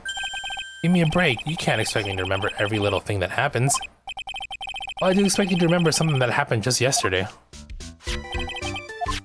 What time was it? Yeah, 1 a.m. Yep. 1 o'clock in the morning. In the morning? That's right. In other words, Larry, at the time of the murder, you were away from the security guard office. Yeah, but there's something you didn't think about. What's that? My shift that day didn't start until 10 p.m. The murderer might have snuck in before then. What do you mean by that? The murderer had snuck in before 10 p.m., and it wasn't my fault. It was the fault of the guy whose shift was before mine. I'd have the feeling that he still doesn't get the seriousness of this. Listen up, Larry. You know beyond a shadow of a doubt that the killer snuck into the CO's office after 10 p.m. during your shift. And I believe that is... used at 1 a.m., yeah. Take that! Larry, when you use this key card, does it leave a record? Yeah, it does. But I can't show you the record. But I can't show the record to just anyone, you know. That keycard data was already made public in the trial today. What? I didn't know that. Any kind of request for info like that is supposed to go through me. Boy, does that sound a bit arrogant coming from a part-time guard. Anyway, according to the data, the door to the CEO's office was open with this card. Furthermore, it was most definitely used at 1 a.m. the time of the murder. No way. Yes, someone used this to get into the CEO's office. That happened at 1 a.m. on the night of the crime, right in the middle of your shift. Ooh, Larry, you can't duck your responsibility this time. Yar, no.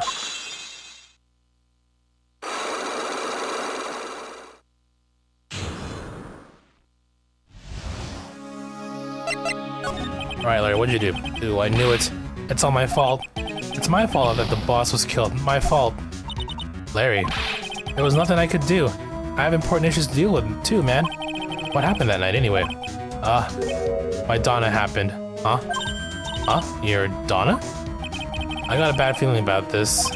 Yeah, my Donna called and said I have to talk to you right away. Oh. So I went to see her, and he was standing right there next to her. Who was? Her new boyfriend. It was like some horrible joke. Before I knew what was going on, the guy socked me right in the kisser. Normally I'm the one that does the punching. Isn't that right, Maya? Yeah. So is that why you left the security guard office? I'm sorry, it's all my fault. I can never make it up for it, Nick. What can I do? What? He's curled up on the floor, crying like a baby. Oh boy. Nick, is there anything I can do? Anything? Just name it.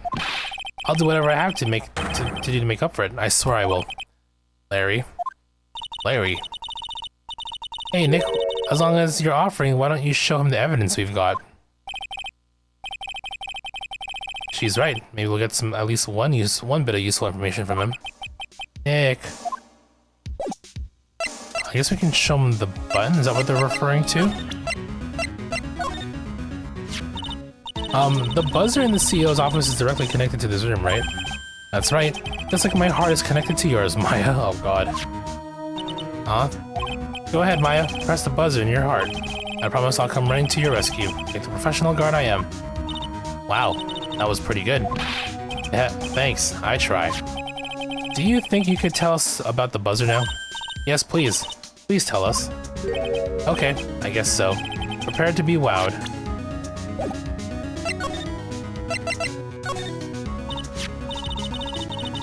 I accidentally pressed the buzzer earlier.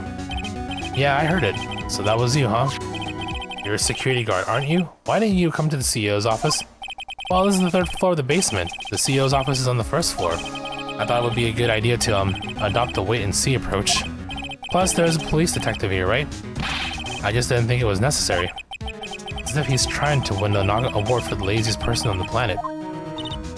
Let's get back to talking about the night of the murder, okay? Is it true that the buzzer didn't go off that night? There must be a record, right? You must have had a look at it, right? Of course I did, and I couldn't possibly have made a mistake either.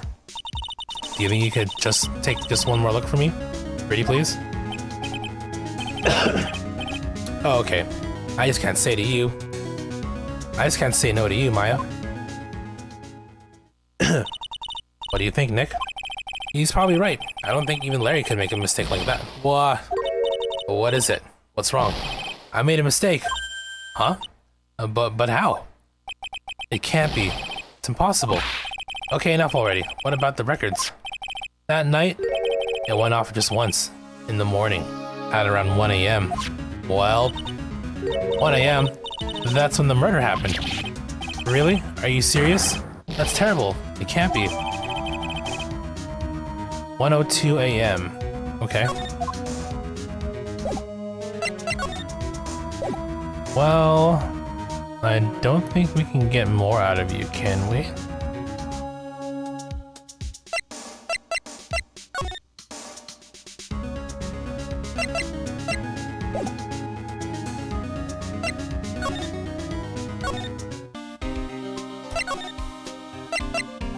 Okay, haven't been back to the museum yet.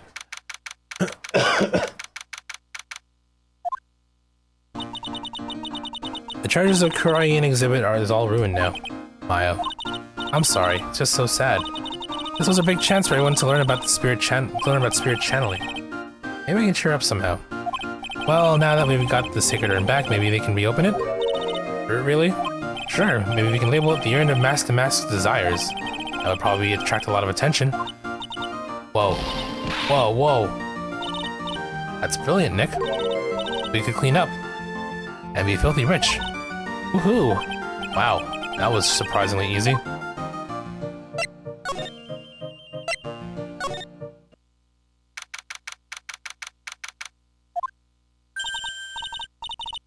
Oh, it's you, Mr. Wright. Miss Andrews, what's she still hanging around down here for?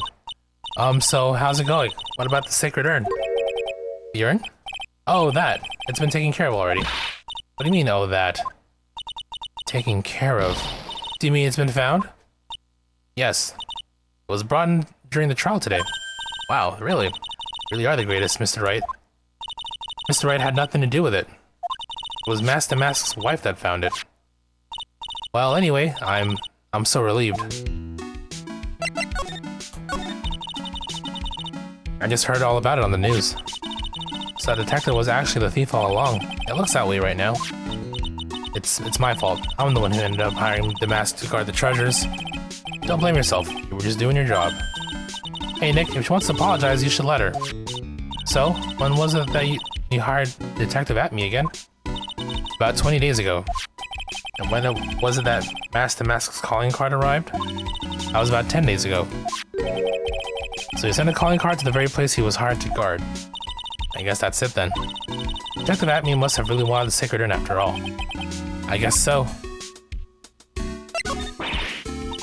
What? So, Master Mask murdered someone as well? Well, that's how things look right now. Yes, but I thought that he was here stealing the urn at the time. Well, we're talking about a criminal mastermind, so anything is possible. Nick, let's get down to business already. On the night of the theft, did you notice anything suspicious about Detective Atme? No, I couldn't have.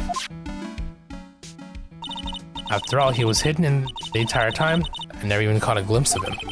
He claims that's the way he always operates. That's just what he says so he can have an alibi when he commits the thefts himself. Yeah, he was caught in the crime scene photo dressed up as Master Mask pretty well. I'm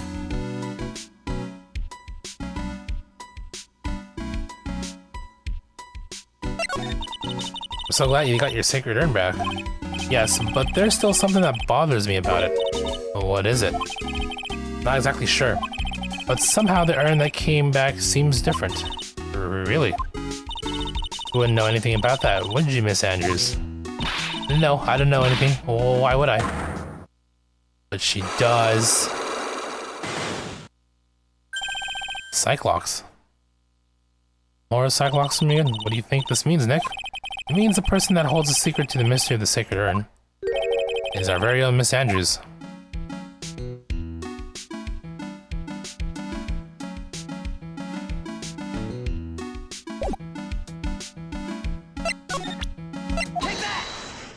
Let's see what we have here for you. I mean, we just talked to you, so I don't know if we have anything that we can use, but let's see. Miss Andrews, do you know of anything about the sacred urn? Do I know anything? I'm in charge of the entire treasure exhibit. The urn that was submitted before the court today. It's obviously not the same urn as before. Well, that's true. Maybe it isn't the same. It could be a fake. A fake? You're the one who said it wasn't the same, so that's the most obvious explanation. Do you have any evidence that the urn was submitted? Do you have any evidence that the urn that was submitted at the trial was genuine? Oh, that's true.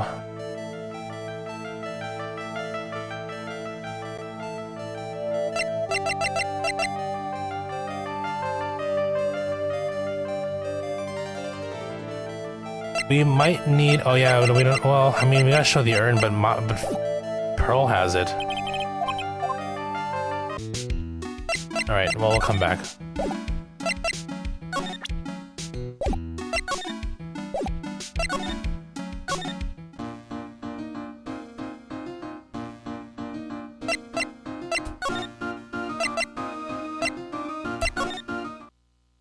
Let's go check this place out again. Whoa, this place is literally crawling with cops. What did you expect? Now they know that he was actually Mask the Mask. This must be incredibly embarrassing for them, don't you think? Yeah, I guess they're trying to make up for it by tearing the place apart. Hey, I just noticed. Gumshoe's nowhere to be seen. Well, he is a homicide detective. He's probably working on the murder case. Wasn't he in charge of the Mask the Mask investigation all the way up to yesterday? Well, a murder case is a lot more exciting, isn't it? He'd say something like, "There's nothing like a good old murder case, pal." Points for the quality of the impression, but I'm not sure Gumshoe has bloodlust, Maya. Guess nothing to do here either, huh?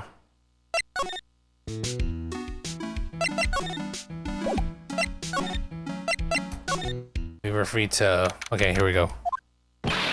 Mr. Wright. Mr. Delight, did they finish their interrogation? Yes, but please don't leave me alone anymore. Mr. Delight, you lied to us before, didn't you? Well, you see. On the same night the sacred urn was stolen from Lordly Taylor department store,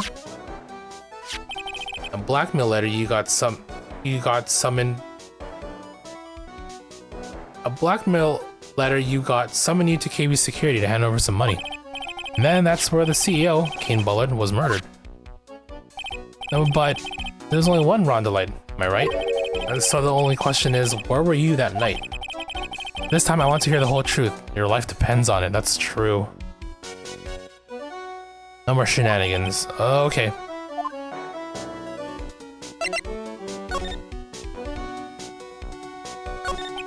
Mr. Delight, do you still insist that you're a mask to mask? Isn't that what I've been saying since yesterday? That was a quick response. Tell me about it. To be honest, it's starting to get irritating. But listen, Mr. Delight. At the trial today, we learned the true identity of the thief, didn't we?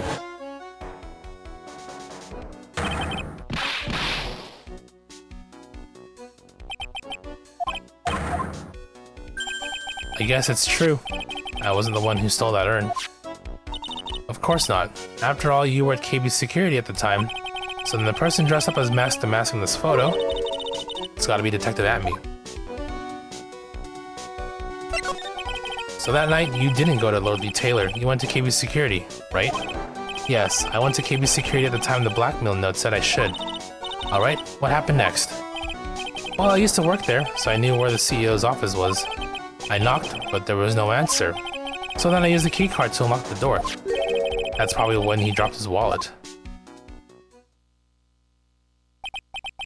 When I went to the CEO's office, someone was in there. Someone? At me? I mean, the silhouette gave it away, but then suddenly they bashed me over the head. Bam.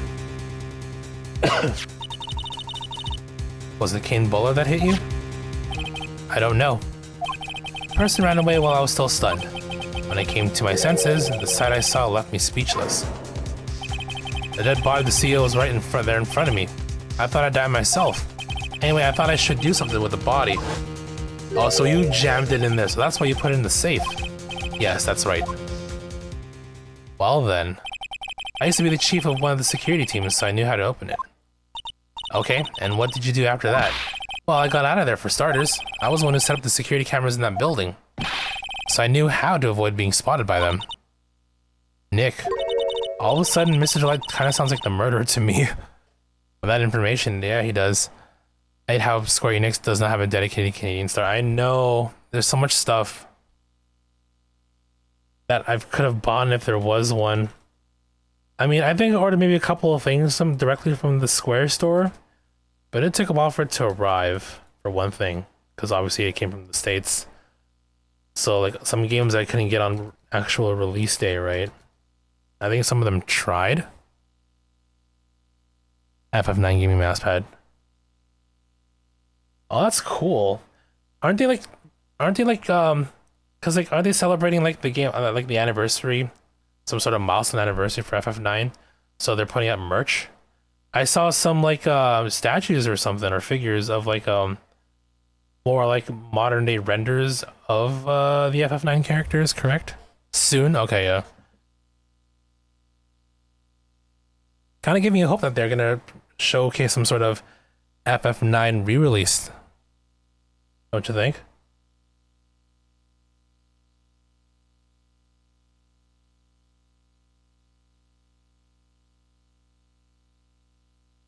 Yeah, speaking of, hold on. I know Sony's having a sale right now. I wonder if FF16 DLCs on has any sale at the moment.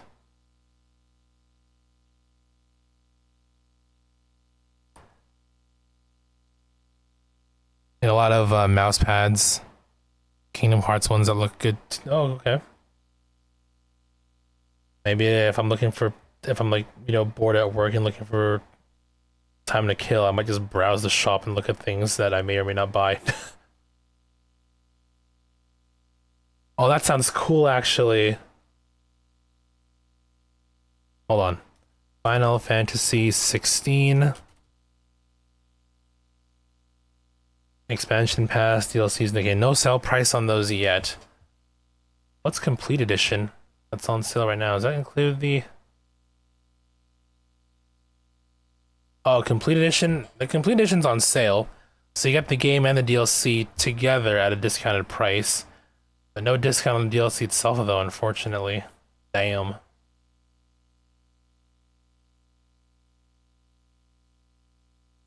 If I get, you'll okay. Well, I'll probably browse around.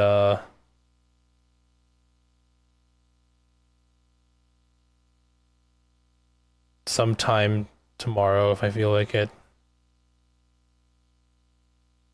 Mouse pads. Let's see here. They got a lot of nice ones here, actually. Wait, I'm trying to see Kingdom Hearts. I don't see any Kingdom Hearts ones. I do see a bunch of Final Fantasy ones, some Dragon Quest ones, Pixel Remaster, FF14, 16.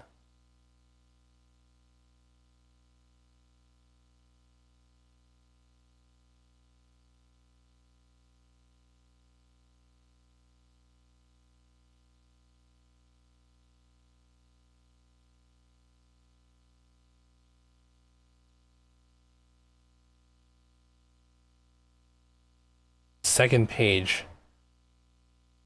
Wait, so I'm on the store. I'm doing a search. I'm just typing mousepad, but nothing comes up.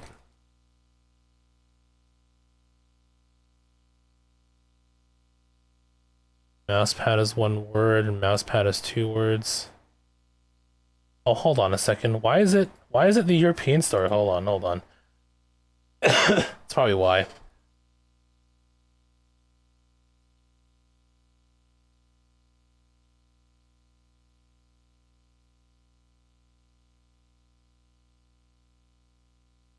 There we go, North America. Mousepad. There we go, there's a selection, okay. Yeah, that's a way better selection.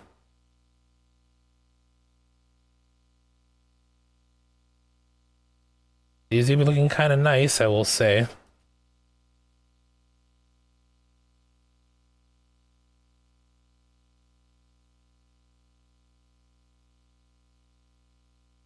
Yeah, very tempting. Okay, well, I'll worry about that later on.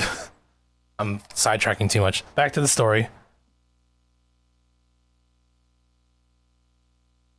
Ew, JK.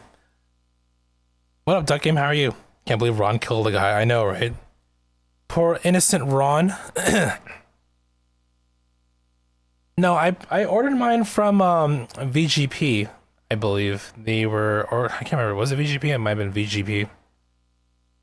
But I know right now physicals are on sale, so if you're interested.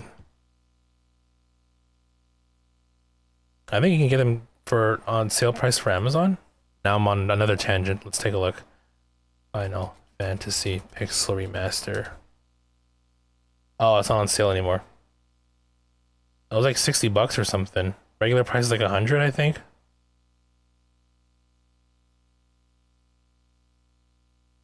Whatever it takes to get the theft charges dropped. Yeah, right. I'm no thief. I'm a murderer. It's only FF9 remaster. When is the actual anniversary for that?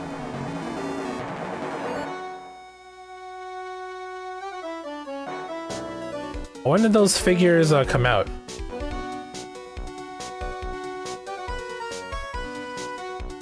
July 7. Okay.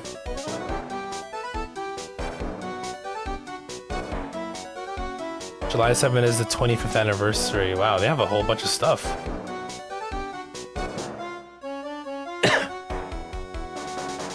According to the leaks, the FF9 remaster is not as big as FF7. Well, I mean, that's fair. FF7 is like the bigger franchise, so obviously more resources would have been put into it. It'll be the same gameplay and story, but better graphics. Like, yeah, like a... Yeah, no, I can see that working out. They port FF9 to Switch, I heard. I believe so. The current, like the current version as it stands, right? What I think of the Direct, I liked it. A lot of things to look forward to.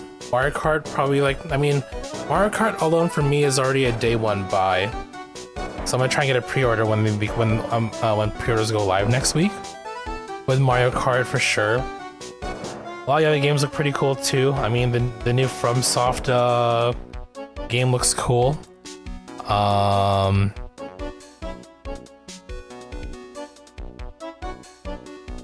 What else? I already forgot what else was on there already. Donkey Kong looks pretty sick as well. Looking forward to that. I wish the Switch 2 tech demo that they demonstrated, that they showed off. I mean, it sucks that they're making that paid. I feel like that should have been free, included with the Switch, as a physical copy of FF9 for Switch. Really? I think I might get the. I mean, for any of those games, I'm gonna try and go for like the Sony versions, just because of trophies, right?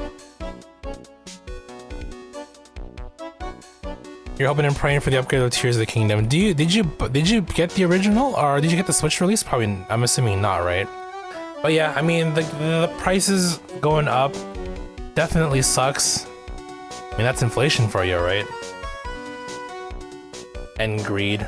Definitely some sort of combination of both, unfortunately. Gaming ain't cheap. That's why whenever I look for games, I try to get them at sale price. However, I mean, a lot of cases, new consoles and whatnot are usually an exception because I don't want to wait too long.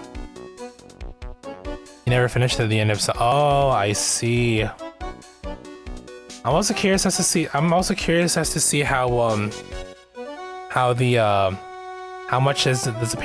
you gotta pay to upgrade those games. From what I've heard, if you have Switch Online, the Switch 2 versions of Breath of the Wild and Tears of the Kingdom is free, which is cool. FF9 multi. Oh, they do have it. Okay. Multi-language import. This must be like a Euro version or something. Oh no, Asian version. Okay, that's cool. Well, I mean, that's great as an option for those who want it, right? I mean, I know I'm mostly physical, but there are some exceptions to buying digital. Well, for me personally, right? Only $80 to buy fresh copies, gonna be less if you own the game already. Yeah. Can I just play FF9? How much is it on PS4? Hold on. Might be on sale because of the PlayStation sale. I could pick it up.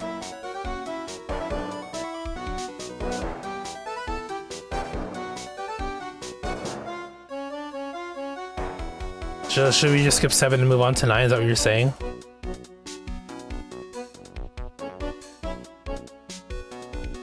Digital edition, $30, not or $27.99, not on sale at the moment.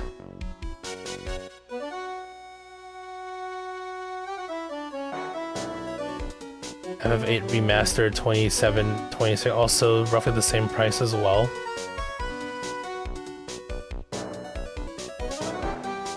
Wait for a sale? I think I will, yeah, for sure. It seems only the games that are over like 80 or 100 gigs will be the digital. Oh yeah, I did hear about that too. Yeah.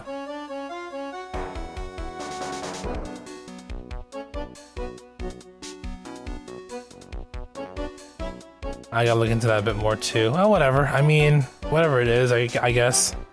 Yeah, 7 was like, I bought 7 for cheap. If I remember. Yeah, right now current price is $21.49 Canadian, so just slightly less dollars than paying for 8 and 9. 8 is $27 and then 9 is $28, right? No need for 10 since we do have 10 physical, the 1 plus or 10.1 and 10.2 HD or whatever it's called, that collection. Elden Ring DLC is not on sale. That's like the first thing I checked when I heard about this sale as well. Sadly, it ain't on sale. The game itself is. It's currently 48 Canadian on, yep. I think you get both PS4 and PS5 versions, right? But, yeah, Shadow of the Erdtree not on sale, unfortunately. The DLC is like $50. I think it's because it's, I mean, from what I hear, it's basically a whole ass game, right? My understanding?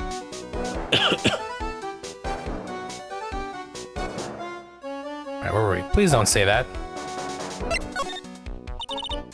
Mr. Delight, is it true that 1 year ago you were forced to quit KB Security?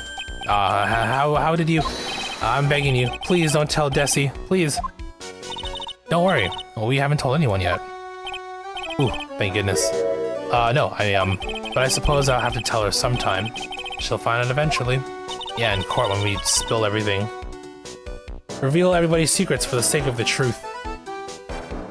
Why have you been hiding it from her anyway?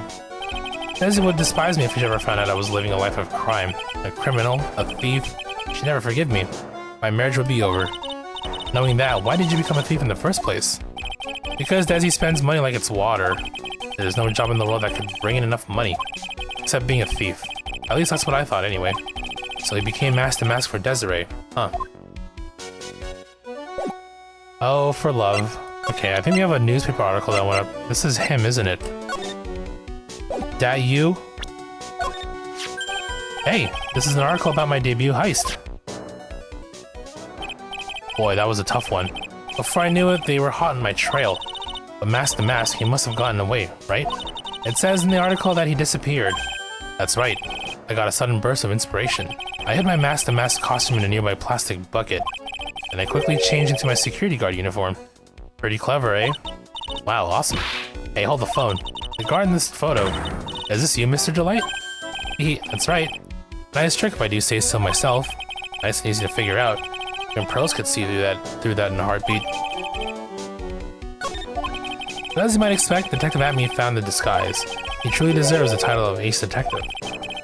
Detective Atme found the Master Mask disguise. That's interesting. Yes, and I heard that he brought it home with him. So that's it. That's when Atme got his hands on this. Thanks to that, I got the chance to remake my costume. Must have been really time-consuming, huh? Yes, it took quite a while to complete. Anyway, a few days after that, I received the first of the blackmail letters. The blackmail letters? You got them starting when? Tell me more, now. Hey, calm down. Don't get so worked up.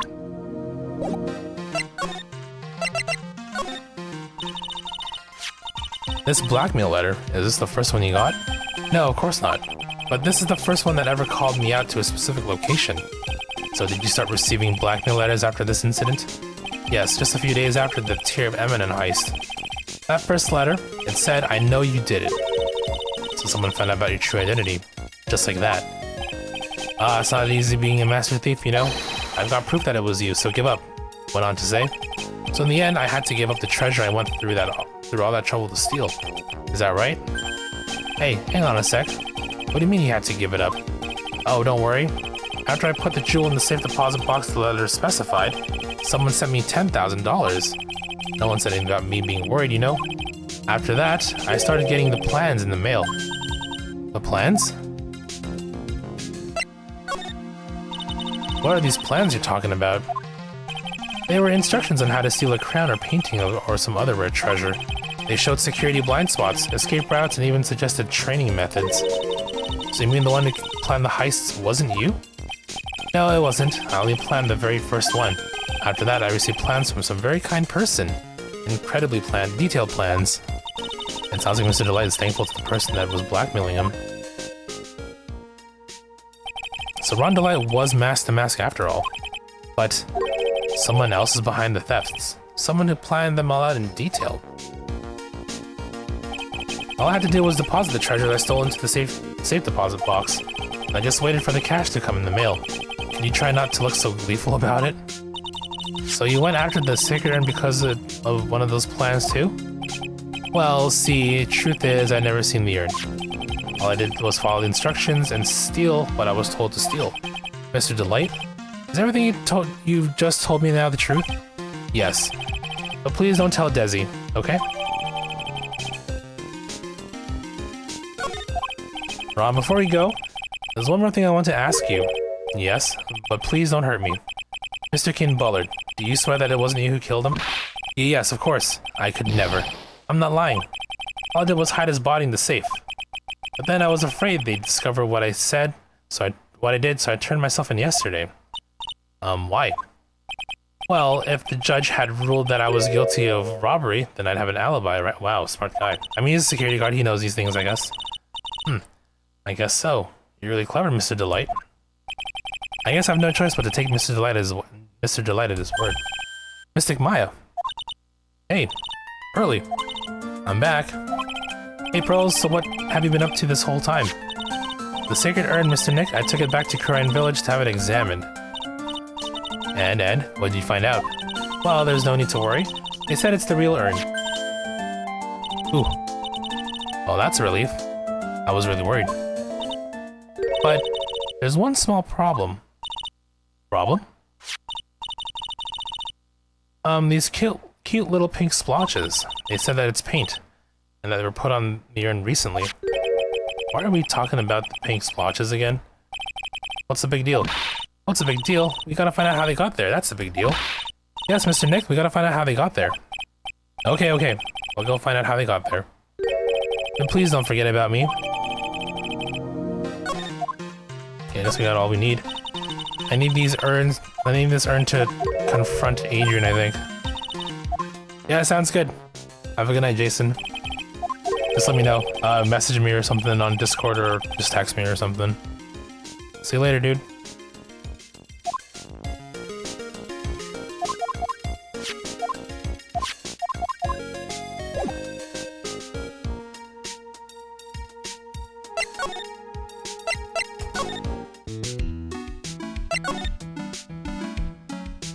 Okay, so I guess we can now confront Adrian, right?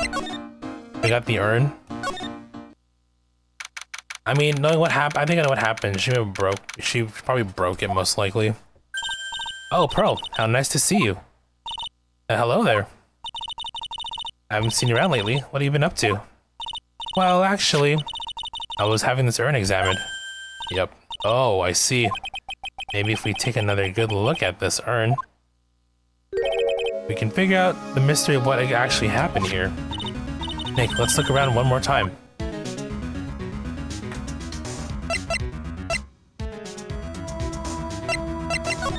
Well, I mean, now I guess we can bring these into evidence. Now that this box, there's something about it that's bothering me. That's the box that the sacred urn was in. It looks like there's some pink paint on it too. And it's definitely the same color as the stuff on the urn. I think I know how the paint got on it now. Alright, let's investigate again, Nick. Yep, here we go. Now we're getting added to. We examined these previously, but I guess now that they're more relevant. Looks to me that it's been dry for several days. There's something suspicious about this paint mark. The bottom left part of it is shaped oddly in a shocking pink. Mr. Nick, could it be that this odd shape is... Yeah, I'm pretty sure this is it. Ah, that's the box the sacred urn was in. You look here, there's a little bit of paint on the box as well. Wow, you're right. Look, it matches.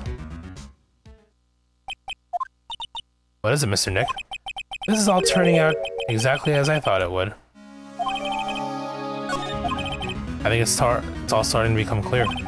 We're that much closer to solving the mystery of what happened to the urn. Alright, girly, let's confront ya. Take that!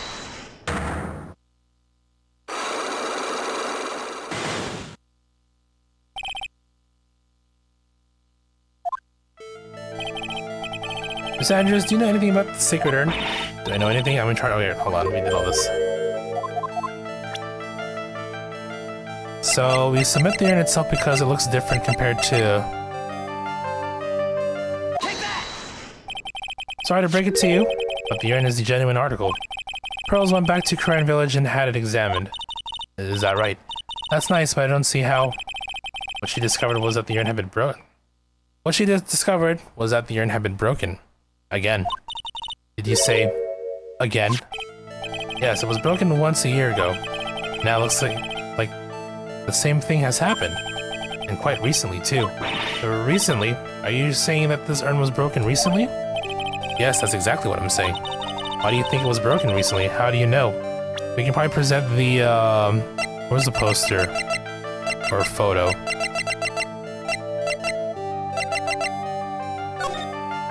Yep, the I am, urn. Take that! This poster, it was made recently, right? Poster? Ah, the poster for the exhibit. At the time when this photo was taken, the urn said I am on it. But now, for some mysterious reason, it says Ami. When the urn was fixed and the letters were transposed. Ah. I am? What does that even mean? I don't know anything about that. I wasn't even there when the photo for this poster was taken. That was a mistake. Now, tell the truth. Oh, wait. 4? Even if the urn was broken, I had nothing to do with it. Huh? Yes, that's it. It must have been one of the people at the photo shoot. They probably dropped it. I'm sure that's what happened. Looks like she's not going to give up that last Cyclops so easily. Do you have any proof that the urn was broken here at Lordly Taylor? I mean, I guess the paint marks to start. Either or should work, I think. Take that! Well, Miss Andrews, what is it supposed to mean? There's pink paint all over this urn. And there's pink paint all over the floor and walls of the basement warehouse. In other words, this urn was broken here. You can't weasel your out of this one, Miss Andrews. But uh-oh, she's trying to make her escape. But you can get pink paint anywhere. Well, there's none in my office, that's for sure. Well, there's in my room. Liar. Anyway, the paint on the urn and the paint on the floor. There's no proof that it's the same paint. Come on, this is getting ridiculous. The proof linking the paint on the urn to the paint on the floor is the box. Take that! This box. The urn was stored in this, right? Yes, that's right. Well, there's pink paint on this box as well. We got her. I think you already know where I'm going with this, don't you? Yes, more or less. Paint on the floor has an odd shape imprinted in it, doesn't it? Yes. You put this box into the impression in the paint, you can see it fits perfectly. Which means this box was dropped right over there. And that is when the urn was broken. Your name does you justice, Mr. Wright.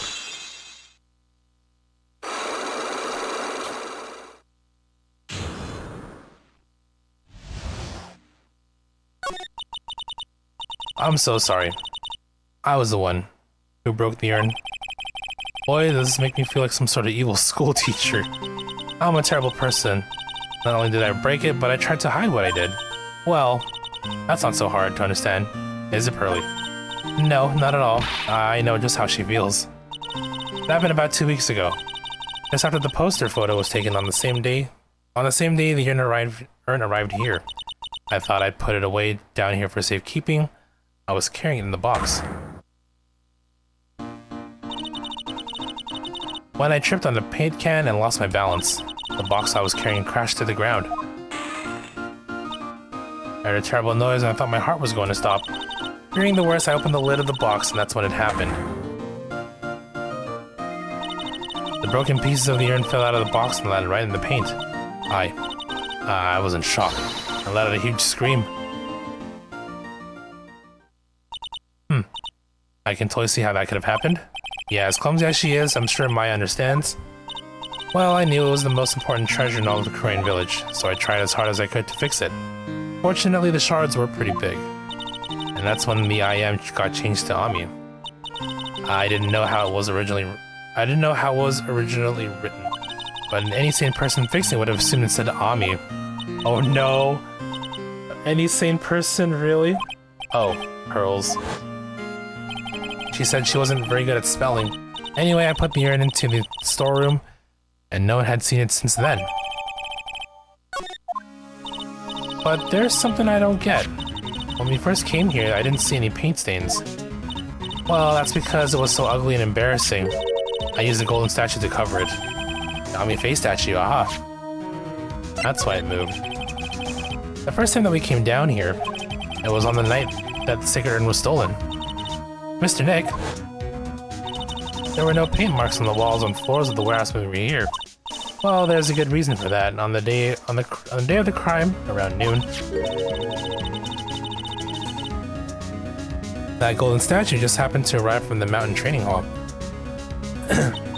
And I realized that the statue would be the perfect size for covering up the paint stains. That's why I put it where you first saw it. I see.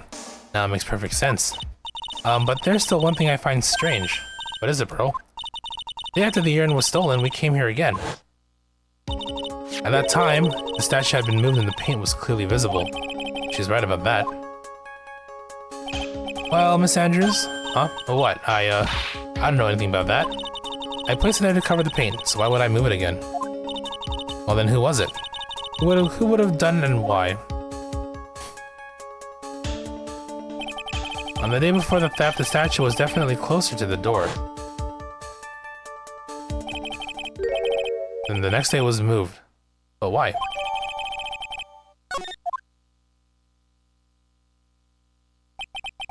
I mean, someone took the sword, so I mean, well, we'll find out, I guess. The sword's right there, like, bent and whatnot. It looks like there's some connection between the sacred urn and the murder case. But why? Why do you think so, Nick? Because that night, the real thief, Ron Delight, was at KB Security. So then why did another masked mask show up here? A lot of different things are pointing to one undeniable fact. One undeniable fact? The murder trial is starting tomorrow, but it looks like that thief is going to be making another appearance.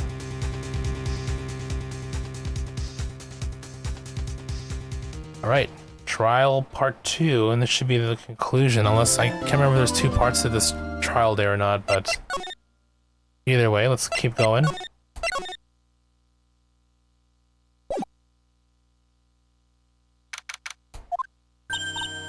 Hey, Nick. What is it this time? You won't believe how many people are here for the trial. Well, it's a murder case. What are you talking about? They're here for the trial next door. Next door? Why don't you know this, Nick? They're having Detective Atme's trial today. Detective Atme? They say they're going to try him as Mask the Mask. Already? That was fast. Boy, I'd love to see Mask the Mask's trial. I know. By the way, where's Pearls? Oh, she went back home. She said she can't neglect her training anymore. I know you don't like me. Pearls has really gotten into her training lately, huh? Yeah, ever since that incident last year. Please, don't ignore me. Oh, Mr. Delight. Good morning. No one likes me. No one would notice me, even if I killed someone. Come on, don't be silly. Well, wait a sec. You don't mean you're the murderer? No, I'm just a poor thief. No, wait, that's not right. A thief can't really be poor. Now let's see. According to Mr. Delight, from his second crime on, he was following a bunch of set plans. Plans that someone had been sending him to help him. Sending to him to help him commit the heists. Do you really think there's a connection between the thief and the murder, Nick?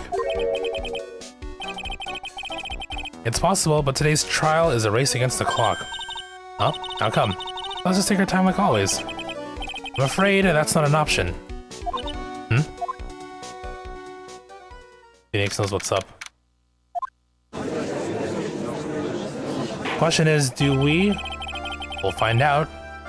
But first, I will quickly BRB. Give me a couple minutes here.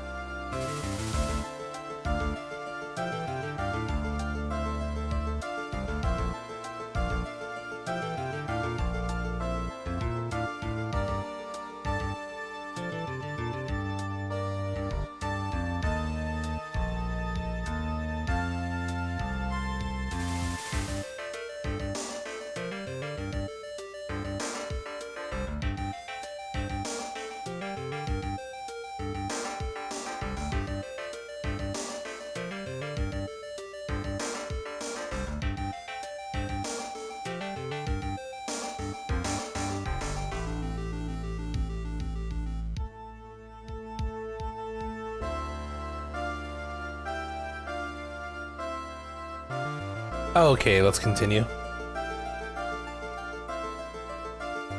Give me 1 sec here.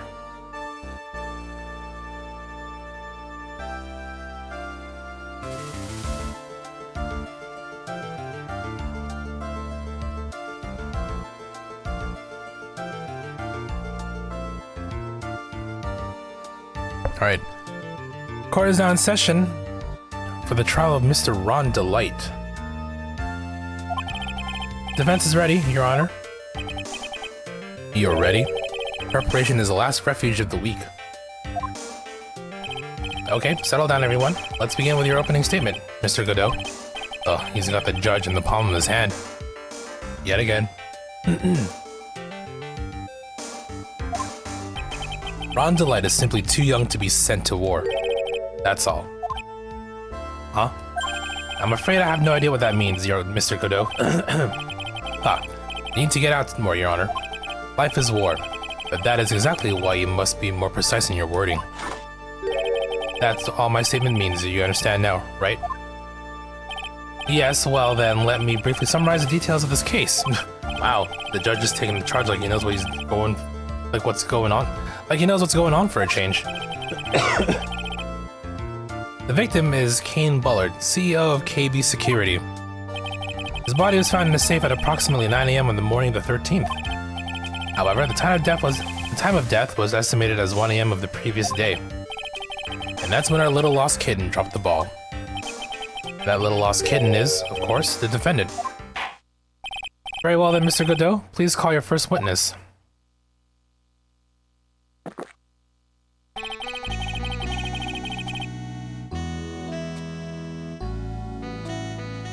I never drink more than 17 cups of coffee during any given trial, but the first one is always the best. Mr. Godot, your witness? Okay then, let's hear what the defendant, Mr. Ron Delight, has to say for himself. Defendant? Well, Mr. Wright, does that defense have any objections? Maybe a bit of a disadvantage having the defendant testify, but... I remember when Mia was defending me, she allowed me to testify so she could do the cross-examination. She put a lot of trust in me back then. We have no objections, Your Honor. The defense will allow Mr. Delight to testify. Got guts, trite. Alright then, Mr. Ron Delight, please take the stand. Sorry, 1 sec.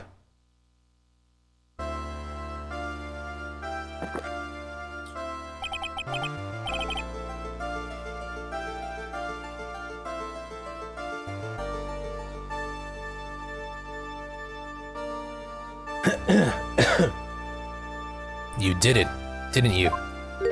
And yes. What? No. That's not true. For a moment there, I thought we'd set the record for the shortest trial ever. Well, Mr. Delight already looks plenty guilty with that face he's making. Once he opens his big mouth, he'll probably put the last nail in his own coffin. Very well. Now then, can you tell me something? If you didn't kill Bullard, why did you go to KB Security? Well, That's kinda hard to say. Boy, I wish I could go home. Now then, let's hear some testimony about what happened.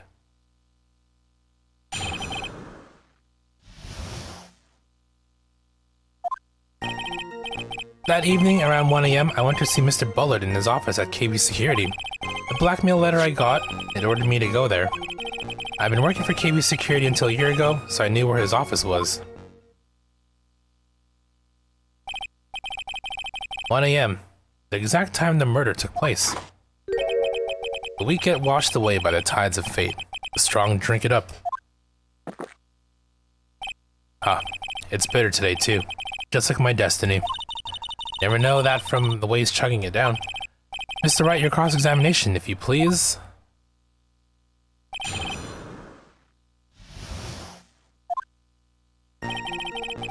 Alright, let's think. I'm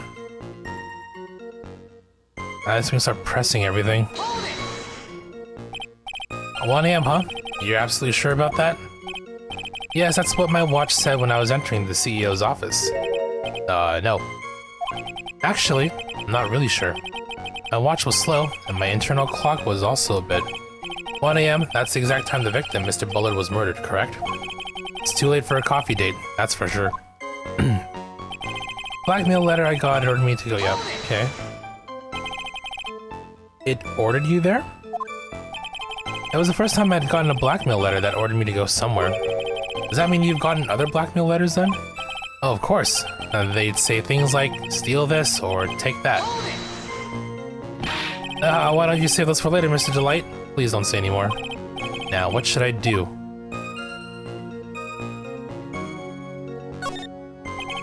So what did the blackmail letter in question say? It said to bring $50,000. Money, eh? A perfect motive for committing murder. Oh, but wait. I never intended to pay that money anyway. Even worse, oh, is that right? After all, he had nothing to hold over my head. I had nothing to be afraid of. An important point indeed. Witness, let's have that added to your testimony. Yes, sir. Muddy Mudskipper in outer space has a better chance of surviving than I do. Just what were you being blackmailed about anyway? The blackmail letter said if you don't want your identity revealed, correct? I'm sure it was referring to the whole mask the mask thing. But I wasn't worried. Mr. Bullard didn't have anything on me. He didn't? Anyway, I don't care what anyone says about me. Just as long as Desi believes in me. So that's why Mr. Light didn't believe he was mask to mask. That's why I knew they were just hollow threats. I've been working for KB Security until a year ago, so I knew, okay.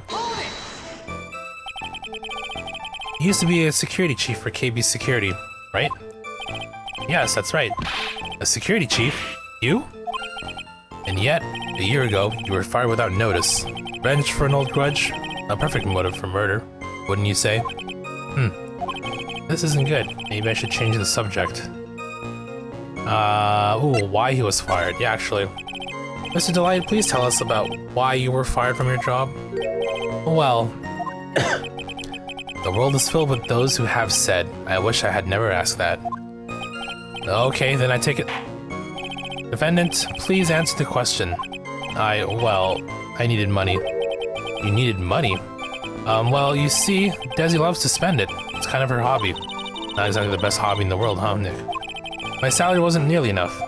So I stole data from— oh my god. Making yourself look worse, dude. Come again? KB Security has a lot of security info in all sorts of companies, and since I was a security team chief, you stole some data and sold it. Mr. Bullard found out, and I was fired immediately. What? I wish I had never asked that. Me neither. I was somehow able to keep it secret and made it seem like I'd quit on my own. What is it, Nick?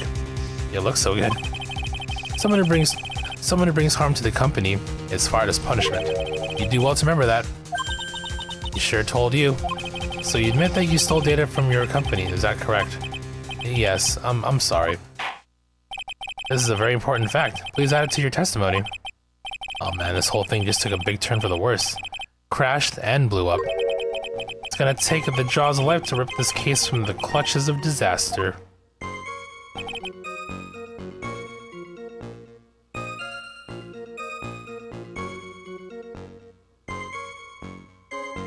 But Desi doesn't know about that. Does she? Doesn't she though?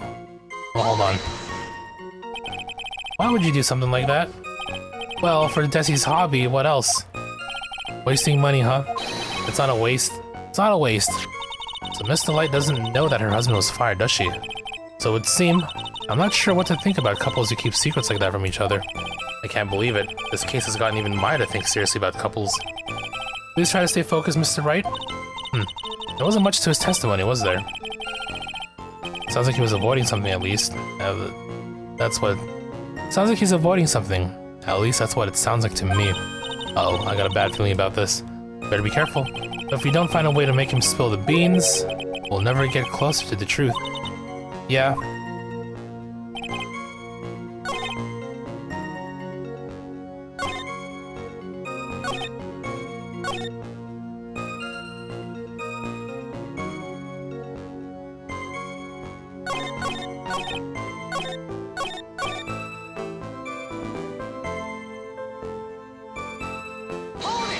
we press the statement? Alright, are we being blackmailed? Right. Tisk, I'm afraid that reason isn't going to hold up anymore. What do you mean? The victim had no proof the defendant was Mask the Mask. But you were the one who stole company secrets only 1 year earlier. But that was all over once I was fired. But it is true that the fact I stole secrets was kept under wraps. Even so, there was no reason for me to pay up now. A whole year later. Is that really true? What is it, Nick? The fact that Ron was stealing company data. I wonder if he would have had a problem if it ever became public knowledge. I would think that he would, right? As his wife. Mr. Delight, I believe you would have been in considerable trouble if your identity as a company data thief was made public. Mr. Wright? What are you trying to do by bullying your own client? Men are like the colonies of bacteria. The more heat you apply, the faster they grow. That's exactly right. Well then, feel free to keep up the heat, my little lawyer amigo. Little lawyer amigo? Yes, now come on, provide some evidence to back up your assertion. Why would Mr. Delight want to keep his data secret from going public? Because of his wife.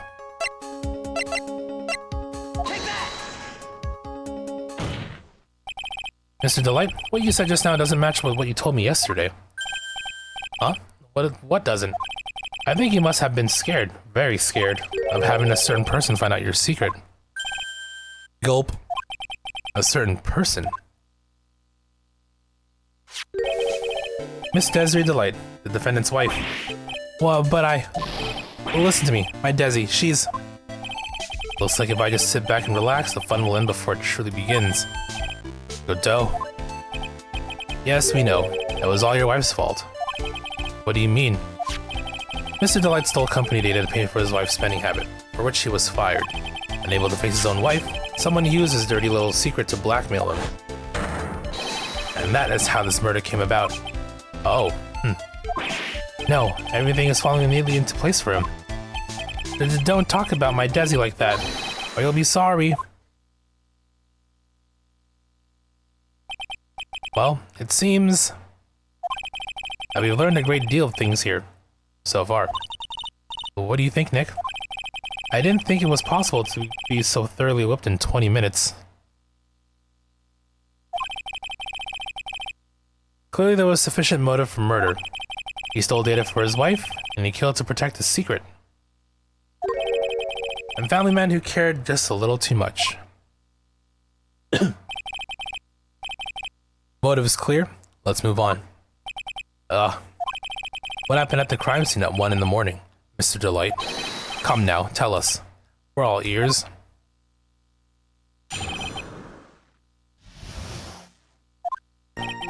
When I entered the office, there was a suspicious shadow there. Suddenly, I was hit in the forehead. After that, I remember being a bit dazed. If I hadn't been wearing that, it would have been killed. When I came to, Mr. Bullard was lying there, dead.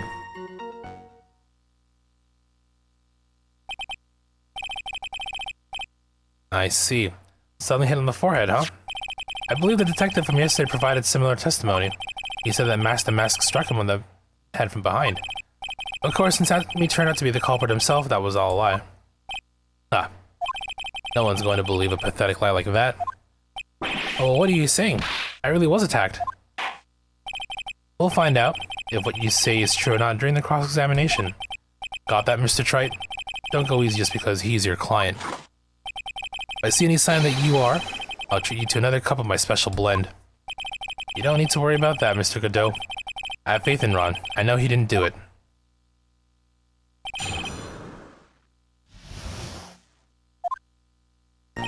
Okay, if I remember wearing that, I mean, it might be referring to his mask, but let's see here.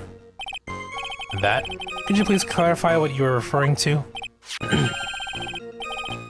Why, my Mask the Mask costume, of course.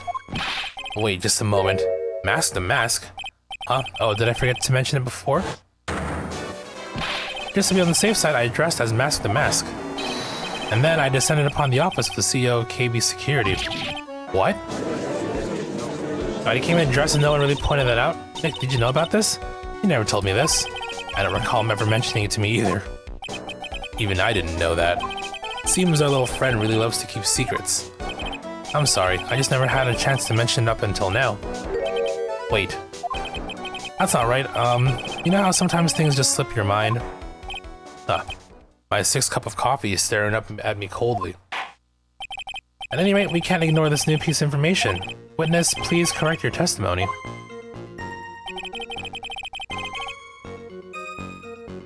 Hold it! Why were you dressed up as Mask the Mask? Mask the Mask? Why, because I'm Mask the Mask, of course. What are you talking about? Mask the Mask's trial is being held next door. Yes, I guess so. Anyway, at the time, I thought I was being blackmailed over the Mask the Mask issue. So I thought I should go as him, just to be safe. Oh boy. Let me tell you, it's a real pain to move around with that cape. That's why it took longer than I expected. Took a lot longer. What is he talking about? What do you mean by took a lot longer? Oh, opening the safe, of course. My cape got caught in the safe door, you see. This all happened when I was hiding Mr. Bullard's body. Oh, what was that? Back up a second. Yes? You were the one that hid the body in the safe? Well, yeah. Inconceivable. Why? Just why? What reason could you have? What were you thinking? Question. When does someone toss their dirty shorts in the washing machine? With the music. What? The answer is simple. When they take them off. As usual, I have no idea what you're saying. Do you mean that Mr. Delight hid the body because he's the murderer? Ah, so you're not as stupid as you look. His metaphor this time was really obscure. Mr. Wright, you don't mean that you knew about this whole safe business, do you? Oh, well, yes. Why am I the only one not in the loop here? Witness, make sure you add this to the testimony. Yes, sir. Uh-oh, looks like a storm front is moving in over the fair weather judge. 10 minutes? That's a long time. Why did you hide the body in the safe anyway? Well, because it wouldn't fit in— oh my god. That's not exactly what I meant. When I saw that corpse, I kinda lost it. I thought, if they find his corpse, they'll think I did it. Why would they think of that? I think a simpler reason than that. It's because you killed him. That's why you spent 10 minutes hiding the body. That certainly makes more sense. Ugh. Hold on. 10 minutes? What is it, Nick? I just had a thought. Under those circumstances, would you normally try to hide the body? And spend 10 whole minutes to do it? Under those circumstances? What circumstances? Oh. Hey, Nick.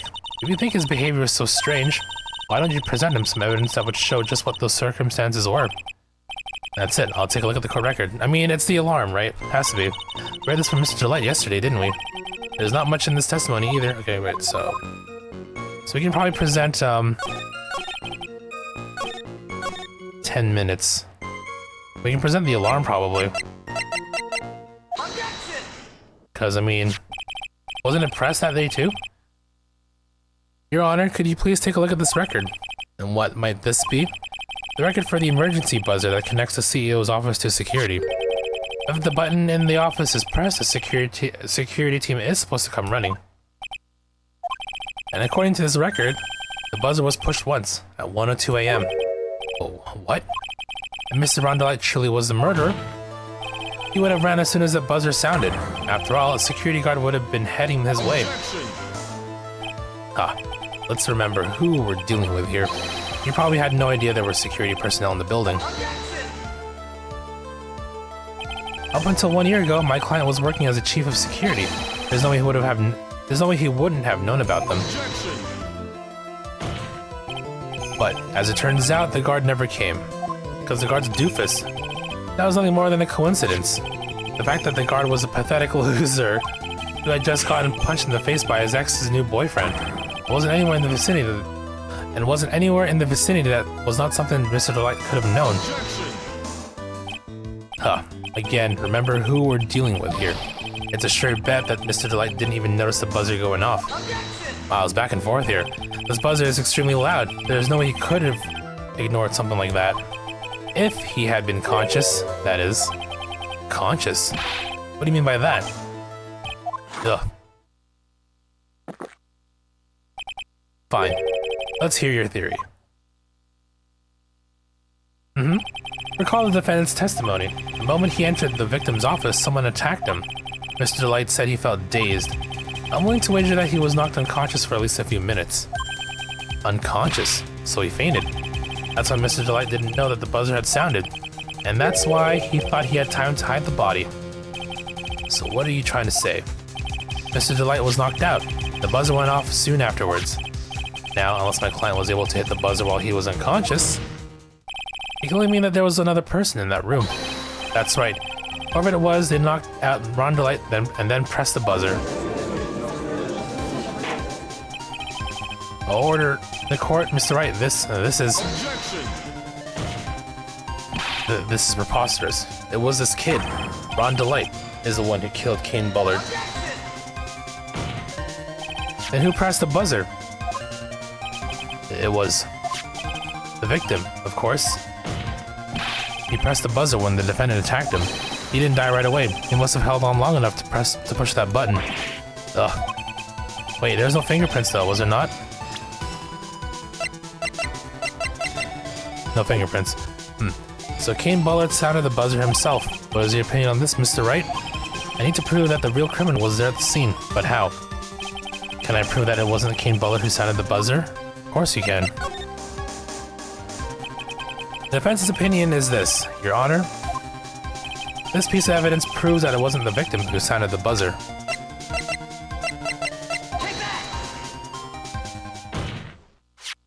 I believe this is the piece of incontrovertible evidence you were looking for.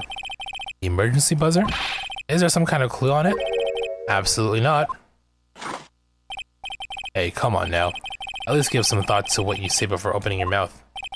The fact that there are absolutely no clues is itself the clue. Now I'm the one who's clueless.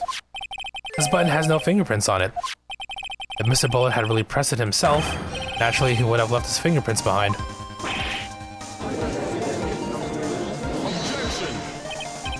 Ron Delight obviously wiped them off. Why would he? A guard could have come in at any moment. He touched that button. I know he did. The defendant, Mr. Delight, was dressed as Mask the Mask. And Mask the Mask always wears gloves. What reason could he possibly have had to wipe the button free of fingerprints? Order, order, order. It would seem I've been forced to eat crow. I wonder what blend number crow flavored coffee is. However, the real killer was there at the scene. Why would that person press the emergency buzzer? Shouldn't they have run away without putting themselves in extra danger? What's with that awkward silence all of a sudden? It looks like you're fresh out of parlor tricks. They're on to you, Nick. Just give me a minute to collect my thoughts. The real culprit killed Mr. Bullard at around 1 a.m.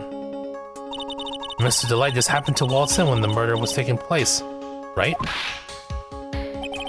The killer clobbered Mr. Delight and then sounded the buzzer. Even though security was supposed to respond right away if the buzzer was pressed, security was supposed to respond. Time's up, Mr. Wright. Let's hear what you have to say. Very well then. Oh ho. You got some guts. I like that in an opponent. Why did the real killer sound the emergency buzzer to call the guard, right? The killer knew that if they pressed that button, a guard would come running. And that was exactly what they wanted. Do you mean to say the killer called the guard on purpose? Yes. Although, as it turned out, he never showed up. Because he was getting his clock cleaned at the time. Oh, what a touching story. You're saying the killer had a change of heart and called the guard to turn himself in? No, I'm not. When that buzzer sounded, there were 3 people in that office.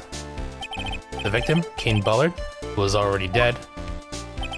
The defendant, Ron Delight, who was out cold. And the third person, the real killer.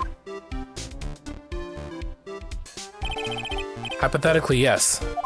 Now then, in this situation, if the real killer made an escape, what would happen? The only ones left in the room would be the victim and Ron DeLight. And if any security guards came running in that time, they would think that I was the murderer. Yes, that was precisely the real killer's objective. To frame Ron DeLight for the murder.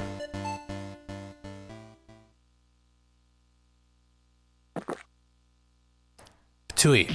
Yep.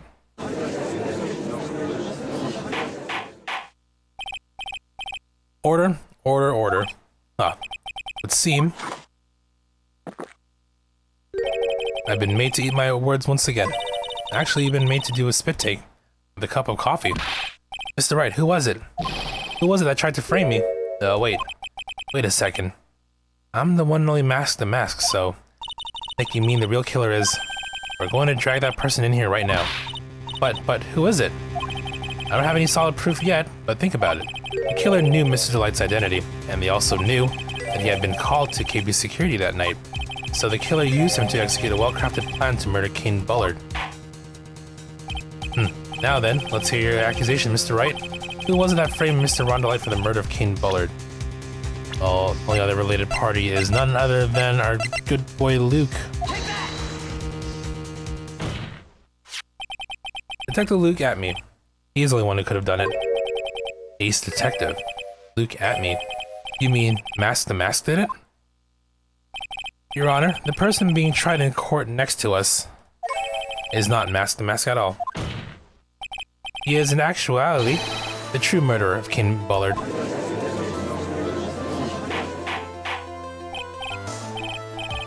Order? Order. Mr. Wright, explain yourself. Theft and murder.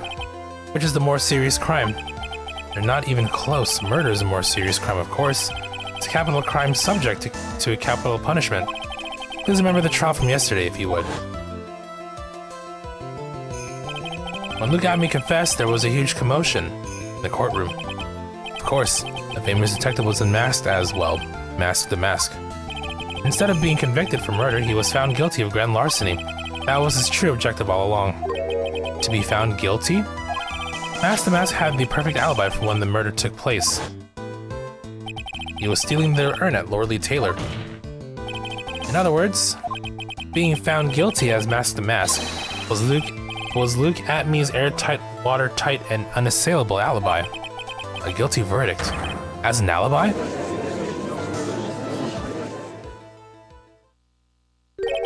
You know, it's almost time. For what? For Luke at me's verdict. It was a pretty simple trial after all. If we're going to stop this trial and stall that one, we need to do it now. Of course, that's assuming you have proof that the detective was the one who committed the murder. Mr. Luke Atmey's trial has indeed attracted the attention of the entire country. If we were to intrude and fail to provide adequate proof of his true crime, Mr. DeLight will be left with no grounds for appeal. Am I really sure about this? A bet's only good when your life's the ante. Mr. Wright, I believe in you. Mr. DeLight. So please, I'm begging you. Let's get his ass. Thanks, but a decision will determine the rest of your life. Can I really risk your life like this? Phoenix. What was that? Don't stray, Phoenix. For your client, take the path of trust. That voice. Sounds like Mia. Your Honor, the defense requests an immediate recess. So that's your answer, huh? Very well, I've decided as well.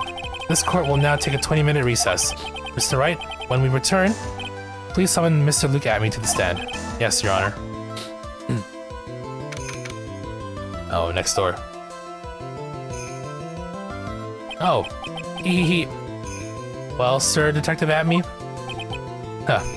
I have to say, Mr. Payne, you performed splendidly. Oh no, Sir Detective Atmey. You were the one who...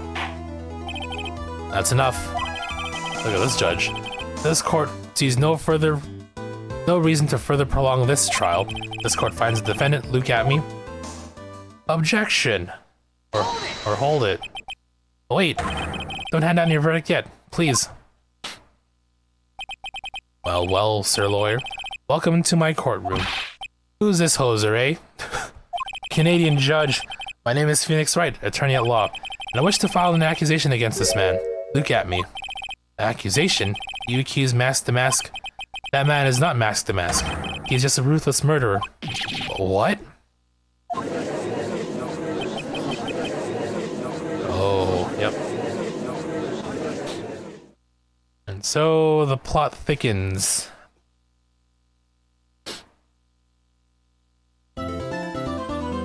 Yep, so there's a part 2 after all.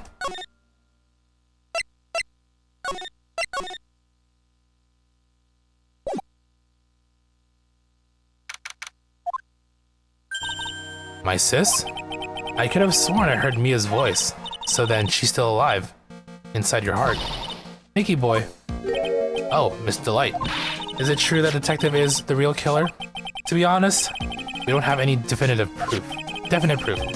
But he's the only one who could have done it. Wasn't he at Lordly Taylor that night? Not to mention, we don't exactly know his motive. I mean, why would Detective Atme want to kill Kane Bullard? Oops, it's almost time. Better get back to the courtroom. I need to find some solid proof. And it's gonna happen sooner rather than later.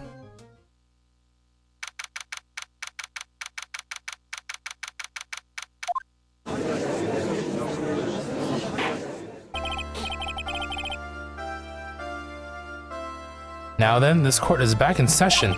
Mr. Look at me, please take the stand.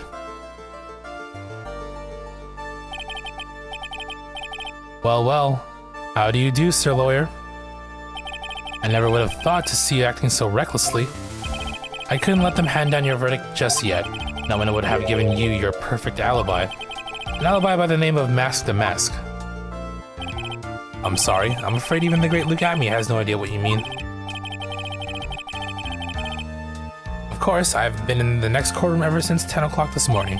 I'm afraid there's no way I could know what's been going on in here. You've been in the defendant's seat all day long, correct? Being tried as Mask the Mask. Indeed, it's truly child's play to fool the ignorant masses. Not only did the poor fools ask me to protect their valuables, they even gave me a generous reward upon returning their own property to them. Take this red diamond ring that sparkles upon my divine finger, for example. So you continue to insist that you are in fact Mask the Mask. Of course. Very well then, Look at me. Let us begin with a simple question. On October 12th at 1 AM, Kane Bullard was murdered. Where were you at that time? One without knowledge lacks even the knowledge that he should be ashamed of himself. Oh, don't worry, I will not hold it against you, Sir Judge. Thanks. Alright, Mr. Atme. The night of the murder. Speak.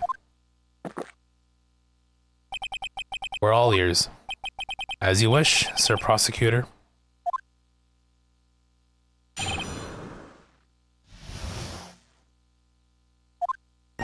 I was stealing the urine as Mask the Mask, just as I announced I would. I had more than enough time to prepare. It was a pathetically easy job. A photograph contains no words, but in this case, one turned out to be my witness. The time at which the camera captured Mask the Mask was the same time as the murder.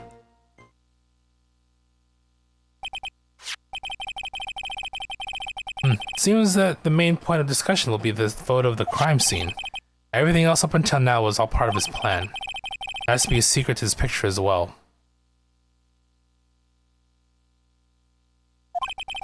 Even the great Mask the Mask cannot be in two places at once.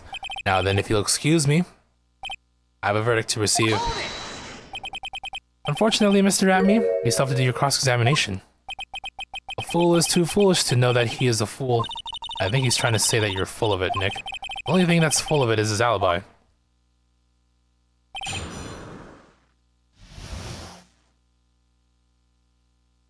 I mean, the picture is pretty obvious. The gold statue is missing. Because it should have been, yeah, carried to the basement, moved again that night.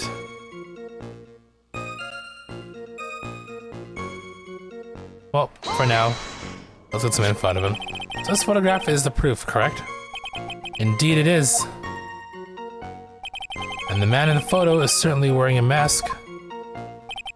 That is why I'm called Mask the Mask. But conveniently, that also means that there is no way to tell who this really is. What do you mean? Objection! Ah, are you saying that this is not in fact Look at me? That could be an accomplice dressed up as mask to mask to create an alibi? Oh ho, what an interesting idea.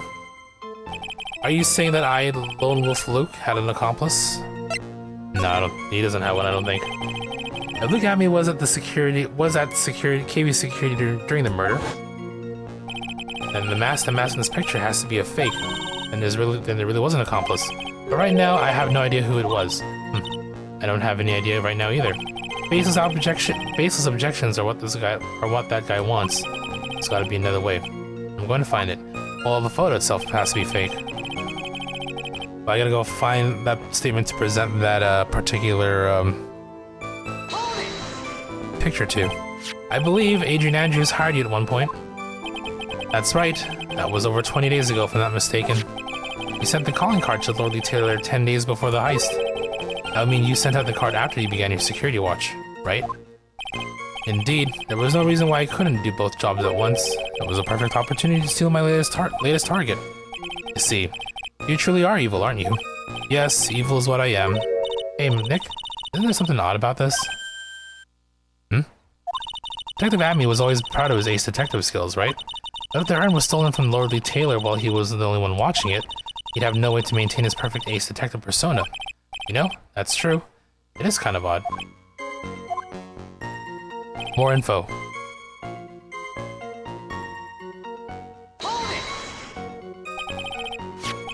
So by this photograph, you mean this piece of evidence here, is that correct? Indeed it is. That is it. The very thing that proves I committed the crime. The very thing that proves you committed the crime. When you think about it, it's really odd. Can I present it here? You say that almost as if you had this picture taken on purpose. Oh. It was simply caught by the very camera that he had set up. We all have days like that. Indeed, it turned out that there was no such thing as the perfect crime after all. Life is truly an ironic thing. Sad blue melody. Looks like I'd better gather more information for now, yep. If he truly is the killer, there's gotta be something phony in that photo.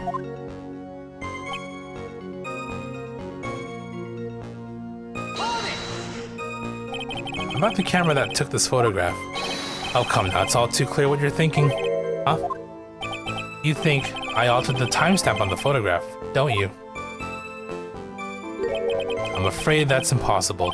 The camera was set up by Lord Lee Taylor, and on top of that, it was Lord Lee Taylor's staff that printed that picture's data. Unfortunately, for the defense, there was no way that picture could have been altered. I see. Looks like I better find something else to look. Okay, so alibi is false. I mean, the photo has to be fake.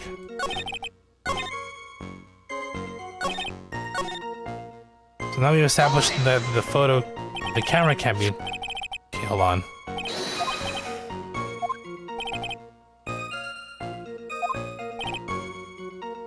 Lord Lee Taylor provided that camera right now. There's some new statements here. There's no way I could have tampered with it. That means I could not have killed Keen Bullard unless I had an accomplice. Come now, think long and hard about that night. Basement warehouse and this picture that supposedly captures it. It's gotta be there. Isn't there something about this? Yeah, here we go. You bet there is. Are you implying that this picture is a fake? You bet I am. There's definitely something strange about this picture. We took a look around the basement warehouse that night before the theft took place, and there's something in this photo that doesn't match my memory of that night. Very well, then let's hear what you have to say. What about this photograph do you find funny? Take that! The funny part is right here. Why this is a blood stain. Blood. Now this case is getting interesting. Not exactly. This stain is actually pink paint. Oh, just paint. And peach colored at that. From blood to peaches. The judge sure loves going on his wild tangents. The problem with this photograph is not the paint. The problem is when you consider the layout of the basement warehouse. It turns out that something that should be there is nowhere to be seen. Well, Mr. Wright? What is supposed to be in this picture instead of the paint stains? The statue. The supervisor of the treasure exhibit stated the following. Well, there's a good reason for that. On the day, right, golden statue. Right, she put it there. I myself was the night the theft took place and saw that statue in that spot. If this picture was truly taken on that night, then that statue should have been there. But when I went there the day after the theft, that statue of the old bag was sitting in the corner. Perhaps it was somehow pushed there accidentally?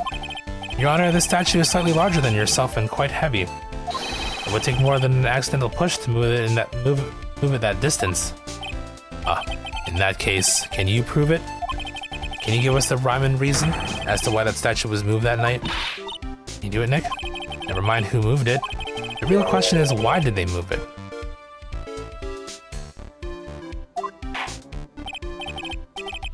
Well, Mr. Wright, I hope you're prepared with your answer. Now then, who was the one that moved the golden statue on the night of the crime? I mean, it could have been Luke. Mr. Atme. The one who moved the statue is none other than Luke Atme. Come now, so lawyer. There you go again on one of your strange delusions. Mr. Wright, what basis do you have for your strange delusions? It's very simple. The witness was the only one in the basement warehouse that night. That is indeed very simple, however. Why would I want to move a heavy golden statue? The real reason for moving the golden statue. Here's where our battle really begins. Well, Mr. Wright, what reason did the witness have to move that statue? The reason can be found here in this photograph. Look at me, you pretend to be Mask the Mask to create an alibi by showing where you were at Lord Lee Taylor that night. But this photograph contains a single fatal flaw. If the statue had been there, your lie would have been exposed like a cheap film at a drugstore. This is why you had to move the statue. A single fatal flaw? Interesting theory. Please enlighten us. Yeah, I think it's a timestamp.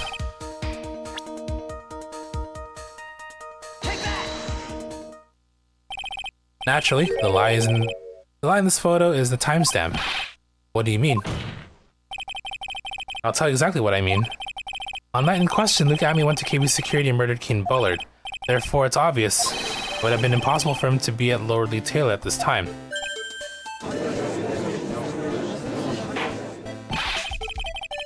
What does that have to do with the statue being moved? Remember, if you will, Your Honor, when was the statue placed beside the warehouse door? Well, the statue was taken down to the warehouse on the day of the crime, and it was placed there in order to cover up the paint. Exactly. Luke Atme had already decided on the time when he was going to kill the victim, and so in order to create an alibi for that time, he took this picture days before the murder took place. What the? Of course, the statue hadn't yet been brought down to the basement warehouse yet. So on the day of the crime, Mr. Atme must have been quite nervous. As nervous as a long-tailed cat in a rocking chair factory, so to speak. Why? Because something that wasn't supposed to be there had been brought down in place where it wasn't supposed to be. And that is why Luke Atme had to move the statue on the night of the murder. He did it to make the room match the way it had been in this photo. Blah. Order. Mr. Atme, is this true? One moment, Your Honor. Have you forgotten this? What's that? The data for the basement warehouse computer. According to this, the camera did indeed go off on the night of the crime. It's true that the camera had been set up by the Lord Lee Taylor staff. However, the program used to manage that data was yours. That alone would have allowed you to tamper with the data.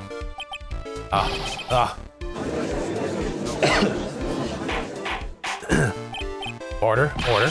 Mr. Godot, what is the meaning of this?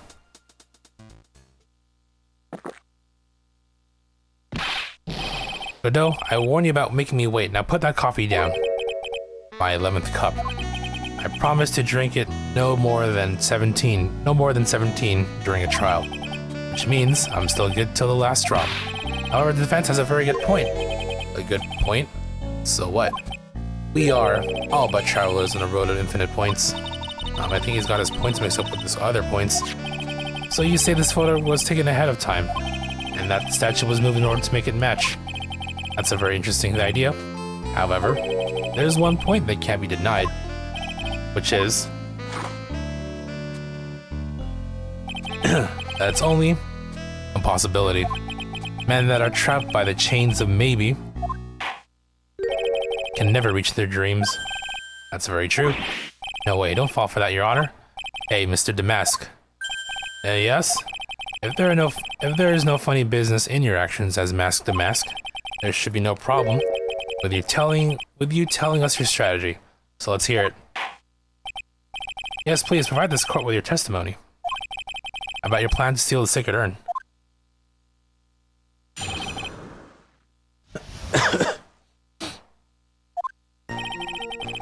I first received the request from Lordly Taylor about 20 days ago.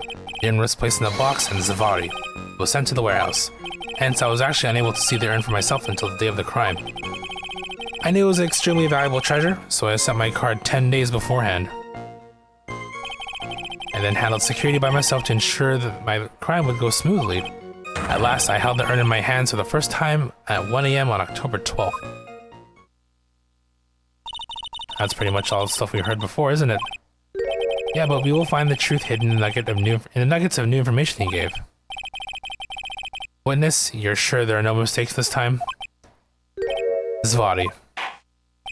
Very well then, Mr. Wright, you may begin your cross-examination.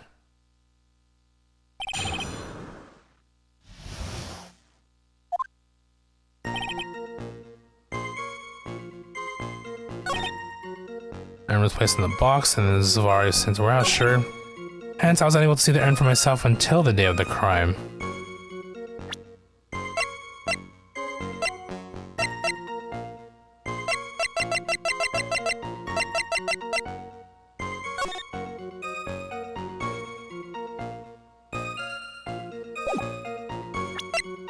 Hold on. Speckled urn, okay.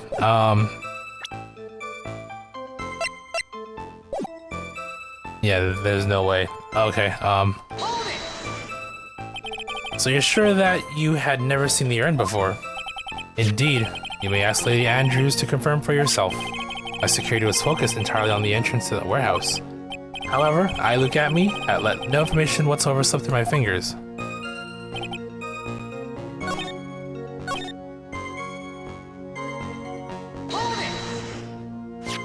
And this is the photo that proves that, huh? Indeed, to be honest, even the photo was taken. I didn't think it would matter terribly much. Hey Nick, this photo is a fake. The detective at me must have stolen the urn whenever this was taken. Right.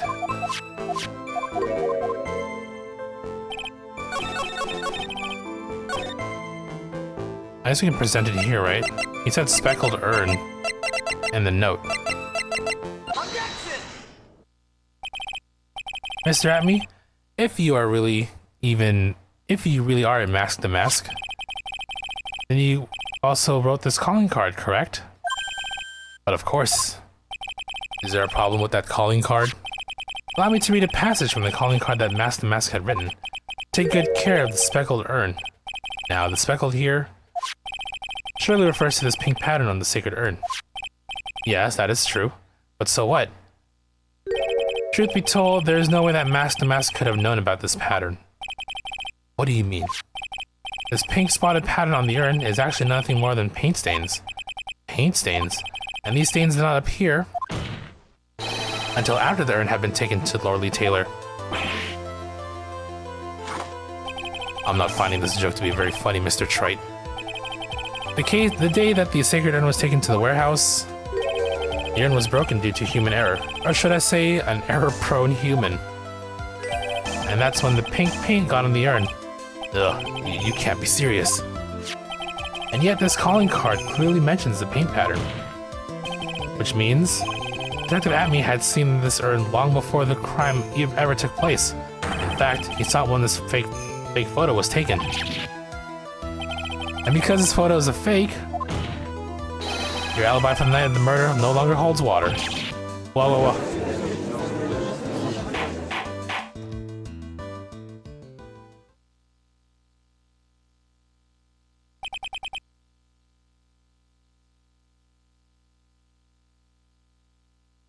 Witness, do you have anything to say for yourself? Alright, that did it. He's broken. Nick? I think it's still a little early for victory pros. Huh? Ah. It's so sad. No one has any conviction these days. Conviction, you say? Yesterday, we all decided unanimously that this man was masked to mask, and now we're calling him a murderer. You don't think we're being a tad fickle? That's a good point. No way, don't fall for that too, Your Honor. You say that Luke Atme was the one who killed Kane Bullard? Then let me ask you this. Why would he do that? Yeah. An excellent point. Motive, Mr. Wright. Motive. Might you my merry murderous motive manifest? Might you my merry murderous motive manifest? Nick, he's getting a second wind. He's prepared an alibi and pin his crime on Ron DeLite, as you say. Must have a very strong motive for murder. The only one we've seen with any motive, the only one with any motive we've seen is Ron DeLite. Isn't that right, Detective? Indeed. According to my own research, the boy's motive is clear. Without a motive, it's nearly impossible to prove guilt in a murder case. Now then, maybe you can enlighten us as to what the defendant's motives were. I'd be honored to, Sir Oldtimer. They're doing everything they can to make Ron look suspicious. Despite our lack of hard information, this may be our only chance.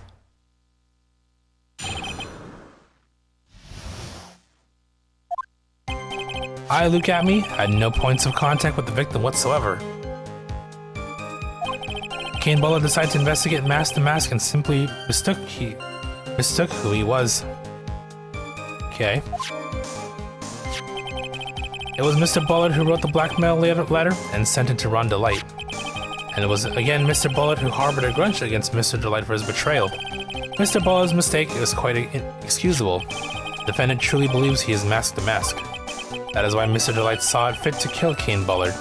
Truly a tragedy. So the victim, Kane Bullard, blackmailed the defendant. This is the blackmail letter found in the defendant's apartment. A handwritten test confirms that Mr. Bullard was indeed the one who wrote the letter. What? Written by Bullard, okay. Very well, Mr. Wright. Begin your cross-examination.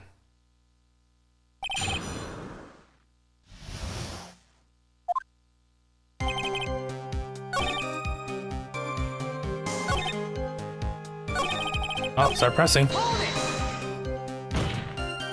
And who in the world is going to prove that? I will. After doing the thorough background check of Detective Atme and Kane Bullard, you were unable to find any links between them. It's all in the report. Perhaps they were connected through their work. They were both involved in security. Nope. That was blunt. In any case, the only one with a motive was Mr. DeLite. Okay. Mistook? That's right, mistook. From the Old Norse mistaka, meaning to take an error. That wasn't what I meant. Just who did the victim mistake mask to be? Well, why, the answer is obvious. Ron DeLite, of course. Boy, I'd like to wipe that smug off this. Okay, no, we'll leave it alone, I guess. I can't stand to hear any more of his long-winded stories. I'll hold off on pressing him further for now. That's fine, please continue with testimony. Oh, I was looking forward to one of his long-winded stories.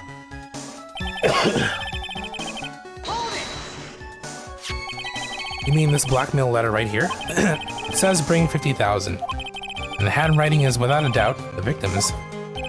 There's no mistake, we have an official report to prove it. I don't see an address C on this letter anywhere. An address C. This letter was discovered in Ron DeLite's apartment, and Mr. DeLite did show up at the designated place and time. The fact that there is no address C is irrelevant. I wonder. What's up, Nick? I just had a thought. What if that blackmail letter wasn't meant for Mr. DeLite? Well, do you have any evidence of that? For some reason, I just can't shake the feeling that there's something not quite right about this blackmail letter. Well, everyone, are you quite satisfied? So this might be the point of contention, clearly.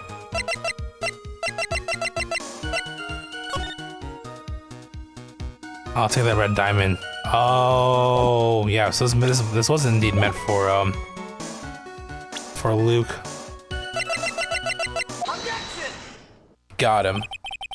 Mind if I ask you a few questions, Detective Atme? Well, if it's just a few, I guess it's alright. You said this letter was addressed to Ron DeLite.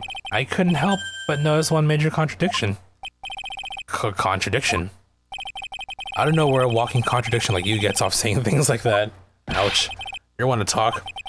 At times like these, men are made to express themselves with their fists. Why don't you show us what you got there, Junior? Indeed, time to man up, Mr. Wright. Show us the contradicting evidence in the content of the blackmail letter. I mean, couldn't be the...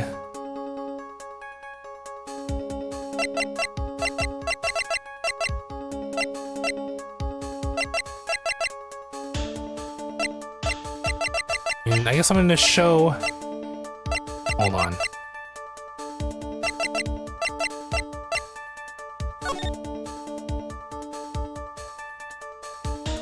Oh, hold on.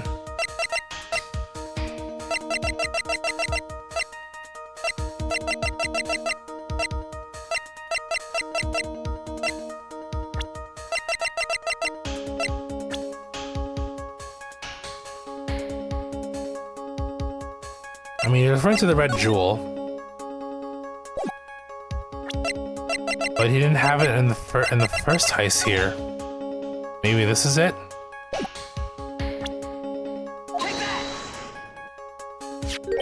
Take a look at this newspaper clipping.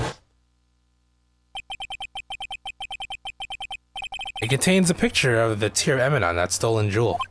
Well, what about it? The problem is this jewel's color. Ah, there you go. Color. I'm not much for discussing color myself. According to the clipping, the color of the stolen jewel was blue. However, in the blackmail letter, a totally different jewel is mentioned, the red one. I'll take that red diamond if you received the other day. Okay, so that's the contention. I was referring to like the one in this. Well, I mean, I guess it kind of makes sense. Okay. Which means the red diamond described in the blackmail letter is not the Tear of Eminon that the mask stole after all. It's the one on his finger. And your point is, Mr. Trite?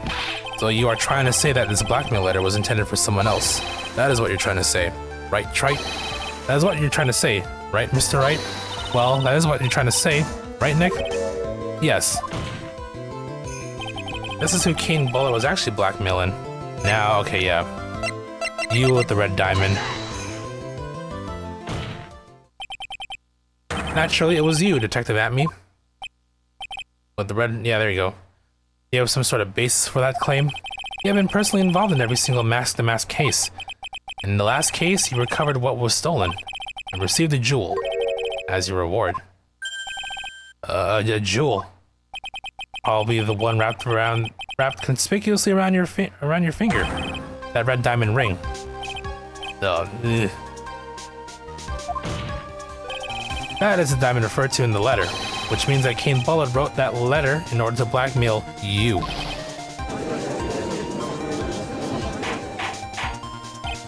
Order in the court. Order, I say. It seems you've gone too far with your childish pranks, Mr. Trite. Uh-oh, I don't like the way you said that. Kane Bullet blackmailing Luke at me? Are you for real? Yes, I am. Nick, come on, stand up to him. Then answer me, this. The blackmail letter contained the following passage. If you don't want your identity revealed to the world, yes, it certainly does. Kane Bullet threatened to make Luke Atme's identity public knowledge. An identity he wanted to keep a secret. So just what was that identity? Luke Atme killed Kane Bullet because he was afraid of his secret becoming known. What was the identity he wanted to keep secret? This is what it all comes down to, Nick. I mean, at this point, you put a few things together. Excuse me. Where's that article? He found the costume and he knew it was Ron, so he blackmailed him, so I guess blackmailing makes the most sense.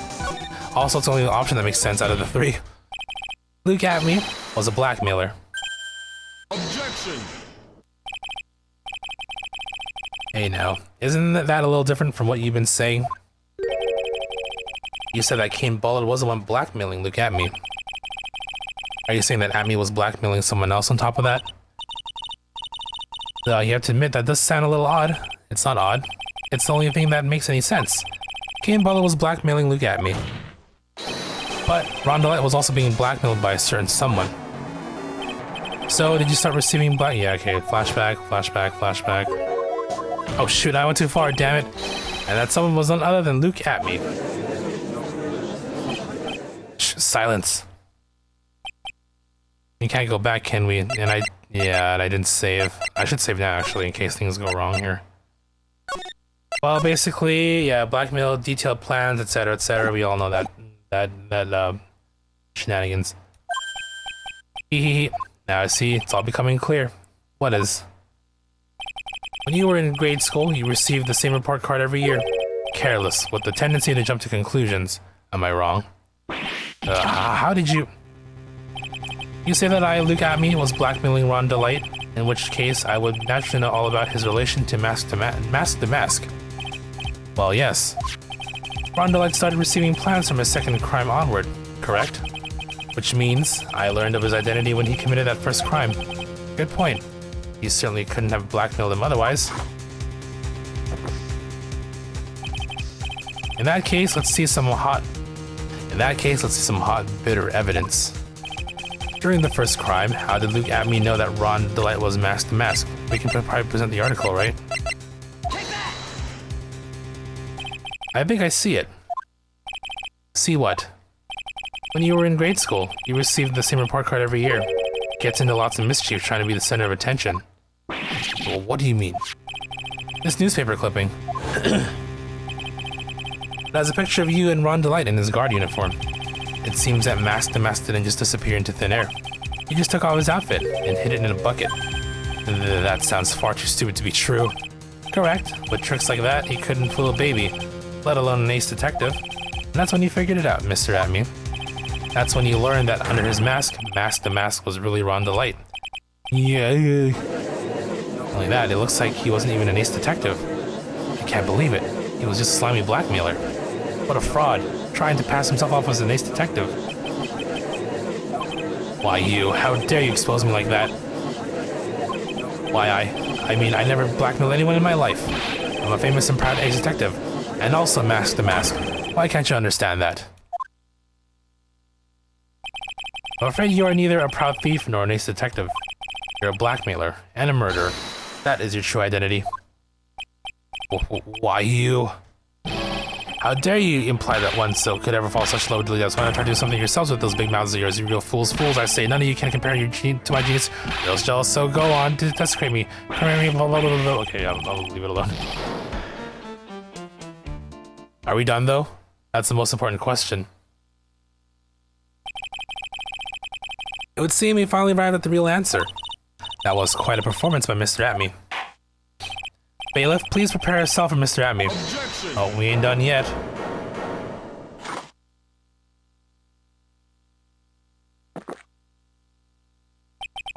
The hammer that strikes too fast has no time to aim. What do you mean? I'm already prepared to deliver my ruling. Allow me to say one thing. I will be the one to judge. You don't get much more in your face. You don't get much more in your face than that. It appears that your claws weren't quite sharp enough, Mr. Trite. What do you mean? It's true that you proven a lot of things. Things like Luke Atme was a filthy blackmailer, and that he wasn't at Lord Lee Taylor the night of the murder. That's right. That's why he's the one who killed Mr. Bull. But there's still one thing you have yet to prove. What's that? Just because he wasn't at the warehouse doesn't mean he was at the murder scene. Therefore, if you can't prove that this pitiful excuse for a man was at KB Security, I don't see how a verdict can be delivered. No way. He's not wrong. Order in the court. Well, Mr. Wright, this is it. This is the final round. I'd have to prove that Atme was at Mr. Bullett's office on that night. But can you really prove that? That's long enough. Mr. Trite, I want to hear your answer. That night, Luke Atme was at KB Security, and the defense... Can I prove that right now? Nothing that points to him, so we gotta go through testimony, I guess.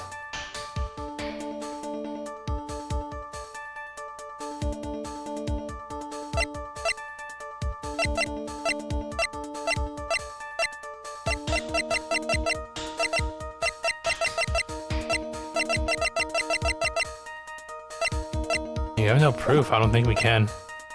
Let me save though. In case I'm dumb and there actually is proof that we can. I can't prove it. Just as I thought. But if we hear more of Detective Amy's testimony... Objection! Unfortunately, that's as far as you go, Mr. Trite. What do you mean? I won't allow for any more testimony. That's what I mean. What? Have you forgotten Luke Amy is here after we interrupted his own trial, and you have failed to prove that he committed the murder. I think it's time for this witness to return to his own trial, and face his guilty verdict as Mask the Mask. No. Well now, Sir Lawyer, it seems that love wins out in the end after all. I'm the ace detective, as well as Mask the Mask. My verdict will verify that. Just as Ron Delights will verify that he is the true murderer. I declare that with the full force of my ace detectiveness. Order in the court. That's enough deliberation out over this witness. Can't believe this. At this rate, Ron is... Don't give up now, Nick. You still have it tomorrow. We can look for more evidence and... By then, it'll be too late. Huh? Well, why?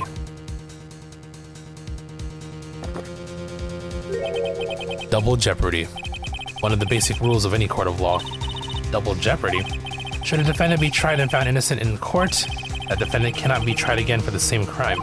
This is the fundamental rule of all courts. And it applies to this witness as much as it applies to anyone else. Mr. Amy will be found guilty in a matter of minutes. Guilty as Mask the Mask, which means he'll be innocent as far as the murder of King Bullet is concerned. No way. The fact that you were unable to prove Mr. Amy's guilt of that crime here means that he will never again be tried as King Bullet's murderer. Ugh.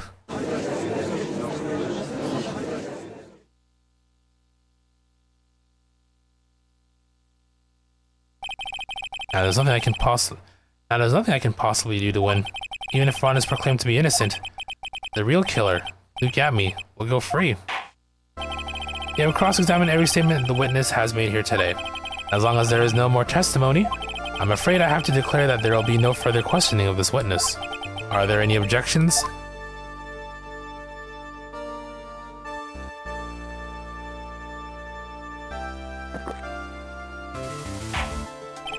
Then I hereby end the cross-examination of Luke Amy. Objection. I think I see it. Your Honor, when you were a child, this is what was on your report card every year. Has poor hearing and often makes mistakes as a result. How did you... Phoenix, raise your head up high. Have you forgotten what I used to tell you? A lawyer is someone who smiles no matter how bad it gets. That voice. No way. Long time no see, Phoenix. Mia. This is the true power of the Kuraian channeling technique. I know that's really Maya who's standing before me, but right now she's my mentor, Mia Fey. Now, let's do this. But there's nothing more we can do, Mia. Without any more testimony, I can't cross-examine. Not yet. The testimony's not over yet. What do you mean? Your Honor, just now you said something very interesting. You have cross-examined every statement the witness has made here today. Yes, that's true, but unfortunately, Your Honor, you're forgetting something. Earlier, after the last cross-examination, this witness made a number of remarks.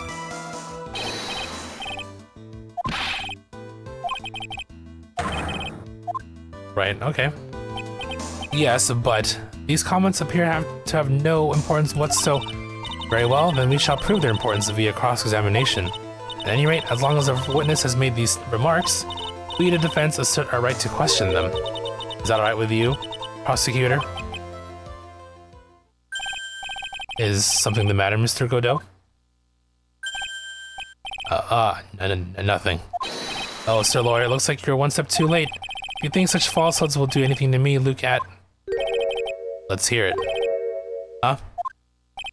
It's true that the witness made some remarks. So then, let's hear this last bit of cross-examination. Mr. Godot, what are you... Very well then, Mr. Luke Atme. I'm going to allow the defense to cross-examine your earlier remarks. The defense would like to hear why you declared the defendant to be the true murderer. So please, give us one last bit of testimony. Phoenix, this is it. This is our absolute last chance. Yes, Chief.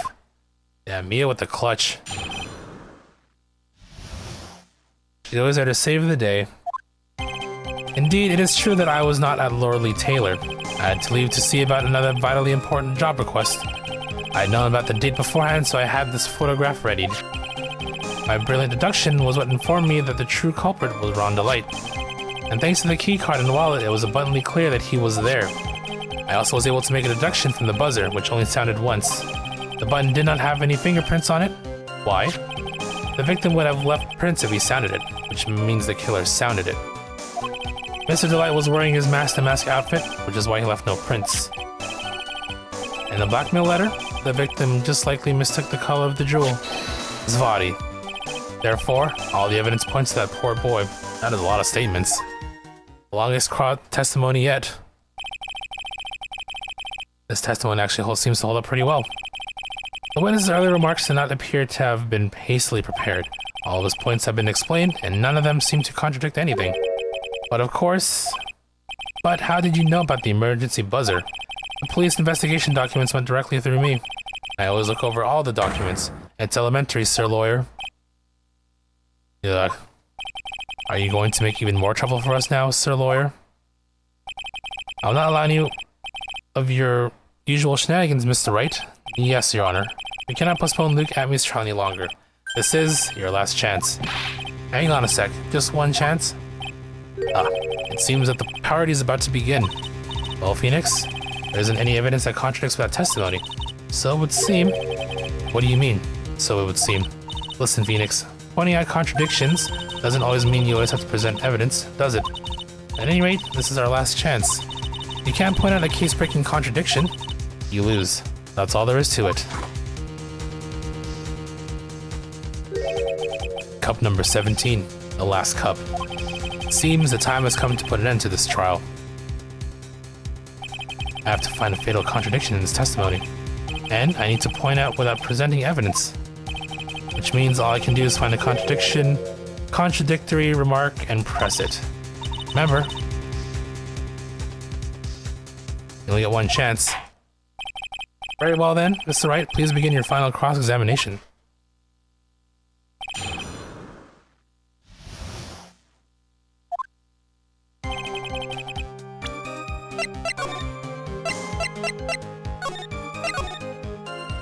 Okay, let's think. Let's see. Okay, sure. Another job request.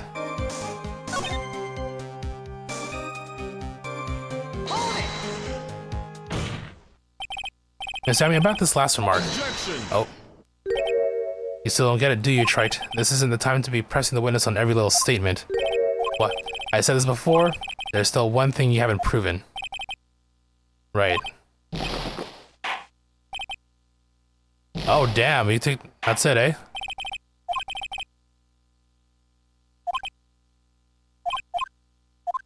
I mean to press it. Okay, so you gotta press one statement. Okay, I get it.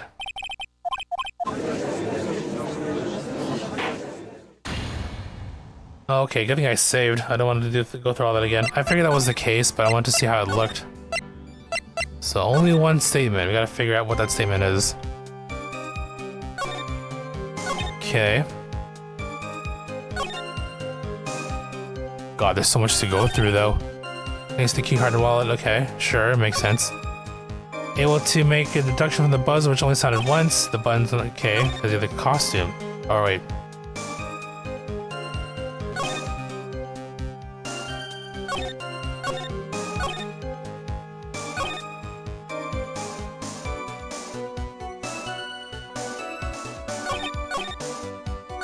Boy, how did you know he was wearing his costume? Well...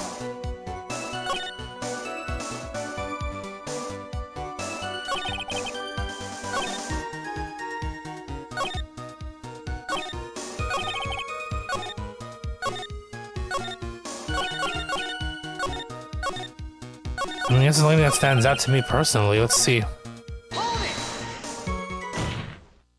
Mr. Atmey, about this last remark. Objection. Wait, did I press the wrong one? There we go. Yep. I'm afraid you're the one who still doesn't get it, Mr. Godot. What? Mr. Atme, it seems you have finally admitted that you were in the CEO's office on the night of the murder. Yeah, how do you know? How can you say that? Let's review your testimony, shall we, Mr. Atme? Button did not have any fingerprints on it. Why?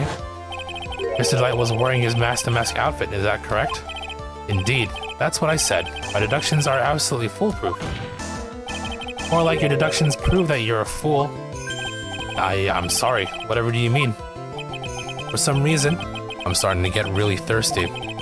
When exactly did we learn the fact that Ron Delight was dressed in mask-to-mask when he went to the scene of the crime? That was, it was just a few hours ago. Back when my sixth cup was looking at me with a cold stare. Yep. Oh, did I forget to mention before? I'm sorry, yeah, so he did. Only in this court today, and he was busy in the other trial. That's right, the defendant has yet to tell anyone else this fact before this morning. Therefore, the only people who should know this are those who have been watching this trial. Ugh. Do you understand now, Detective Atme? There's no way that you should have known about that.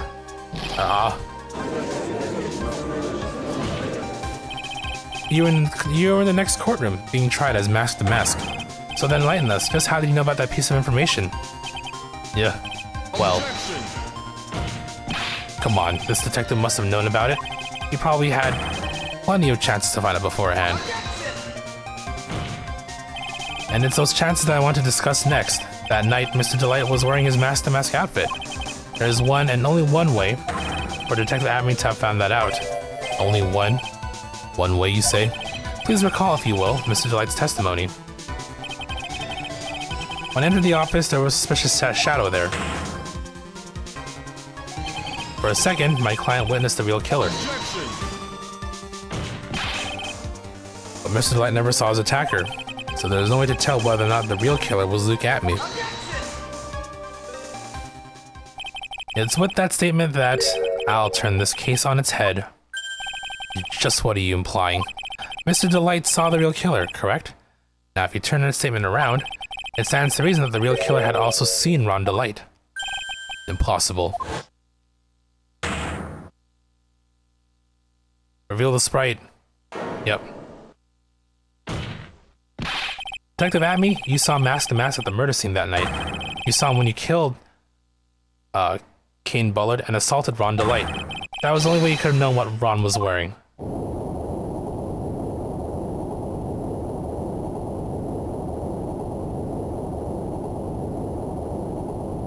Oh. There he goes. Take a good look, everyone. Unable to find a rival worthy of my genius, I was forced to create one by myself. Here I am, the tragic clown. And that's the same line you gave yesterday. But I think there's a little more meaning behind it this time. Hee ha ha ha ha. Okay.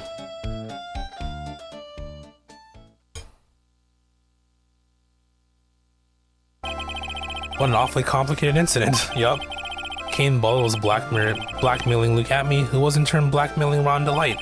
And up upon killing his blackmailer, Luke Atme tried to frame Ron Delight. He then claimed to be guilty as mask to mask in order to escape his true crime. And to that end, he came up with this plan, to use the double jeopardy rule when making his alibi. At any rate, it would seem we finally found the truth. Excuse me. I came here perilously close to besmirching the record of an innocent young man. Besmirching him with the title of murderer. Don't ignore me. Oh, I didn't realize you were there. Why wouldn't he be? About the verdict. I know. You never committed any murder. That's right.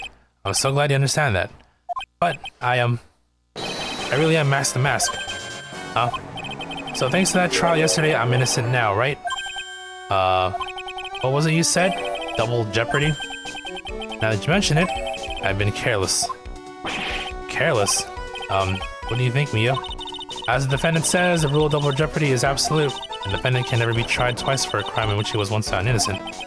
Then, mask to mask is really innocent. It would seem so. For now. For now. Now then, the court finds the defendant not guilty. Hey. Case 2 finito. Boy, this is really lucky. Wait, this isn't so good after all. See, the thing is, I still am Master Mask after all. Okay, we get it.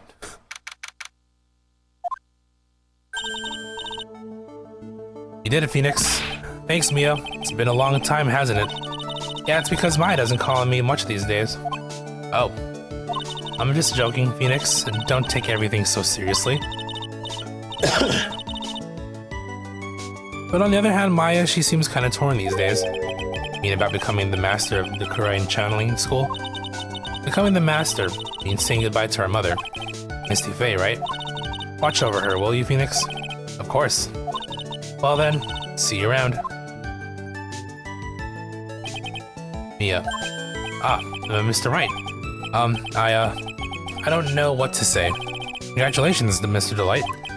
Thank you so much. No, wait. Nothing really matters anymore, though, now that all of this has happened. Come on, just be happy already.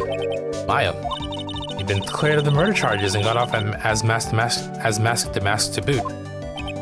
But in exchange, I lost everything. Huh? What do you mean?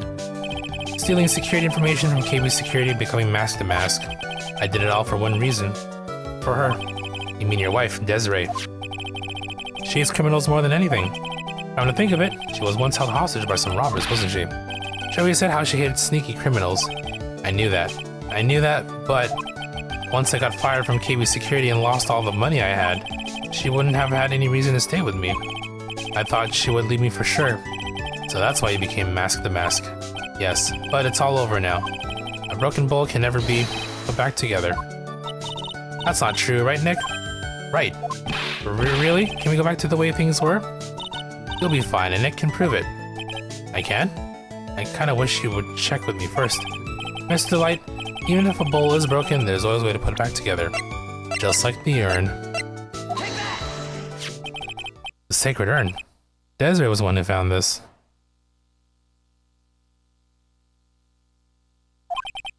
Desiree, your wife. She always believed in you, Ron. That's why you'll be fine. You don't have to worry about anything. Ah, there you are. Miss Delight. You did it, Ronnie. You're innocent. I'm so happy. Thank you. I appreciate that. But, I suppose you don't want anything more to do with me, do you? Ronnie, why didn't you talk to me about what was going on? I had no idea you'd quit KB Security. I never imagined that you were really Mask the Mask either. Miss Delight, what are you going to do now that you know? You're not going to really leave him, are you? Come on, it's obvious, isn't it? How could I ever let a wonderful man like him get away? After all, my bike's really fast. So fast that there's no way he could ever get away. But didn't you say you hated criminals? Oh, I only hate people who act all cowardly and sneaky. Like that detective. I see. Why Ronnie went and declared his crimes before he committed them. Like a man. I just love a man who's so chivalrous. Chivalrous? I knew I was right about you. Every day I spend with you is filled with thrills and excitement. Desi. Desiree, you really do love Ron, don't you? Nicky boy? Yes? I'm really glad I asked you to defend my Ronnie. Thank you so much. I'll never forget what you done for us. Oh well, then take care of yourself. You too, Nicky boy.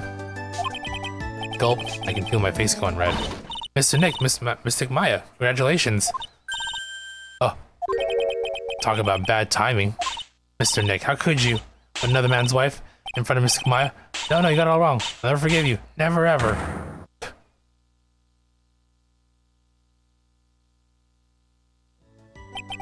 So just as the case came to a close, so too did my consciousness. Ron said a broken bowl can never be put back together. But I know that's not true. I mean, just look. Here's a perfect example of one that was put back together, even better than before.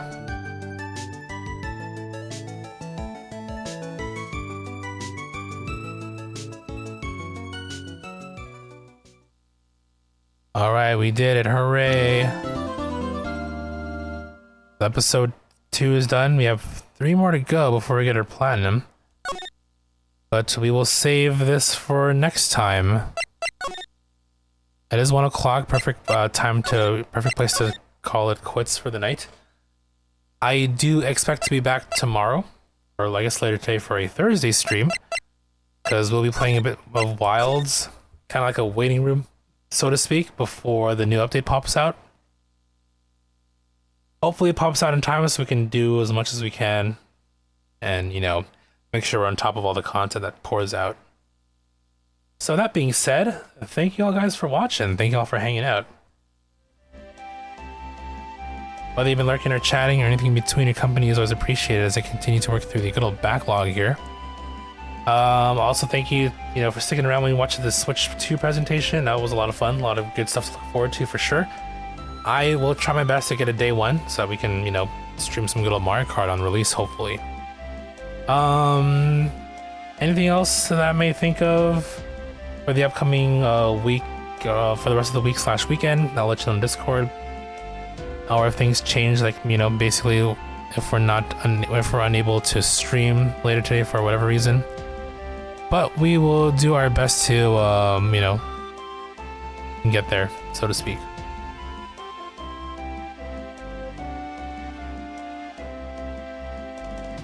But yeah, overall, a lot of things to do, a lot of things to look forward to. And, yeah, we'll just go from there. I was gonna find somebody to raid, but I think I might just call it quits for the night, because, yeah, I just plan on dropping to sleep here. Shoutouts to Grat for the raid today, thank you. And yeah, just thank you to all you here once again. And yeah, Discord for any changes, but I do hope to be back later today for a Thursday stream. So until then, hope you enjoy your day, your morning, your afternoon, your evening, your night, wherever it is that you are. As always, stay safe, stay healthy, do the best you can, be the best you can be, and all you take care. Once again, I appreciate you all for being here. So until next time, have a good one. Ta-ta.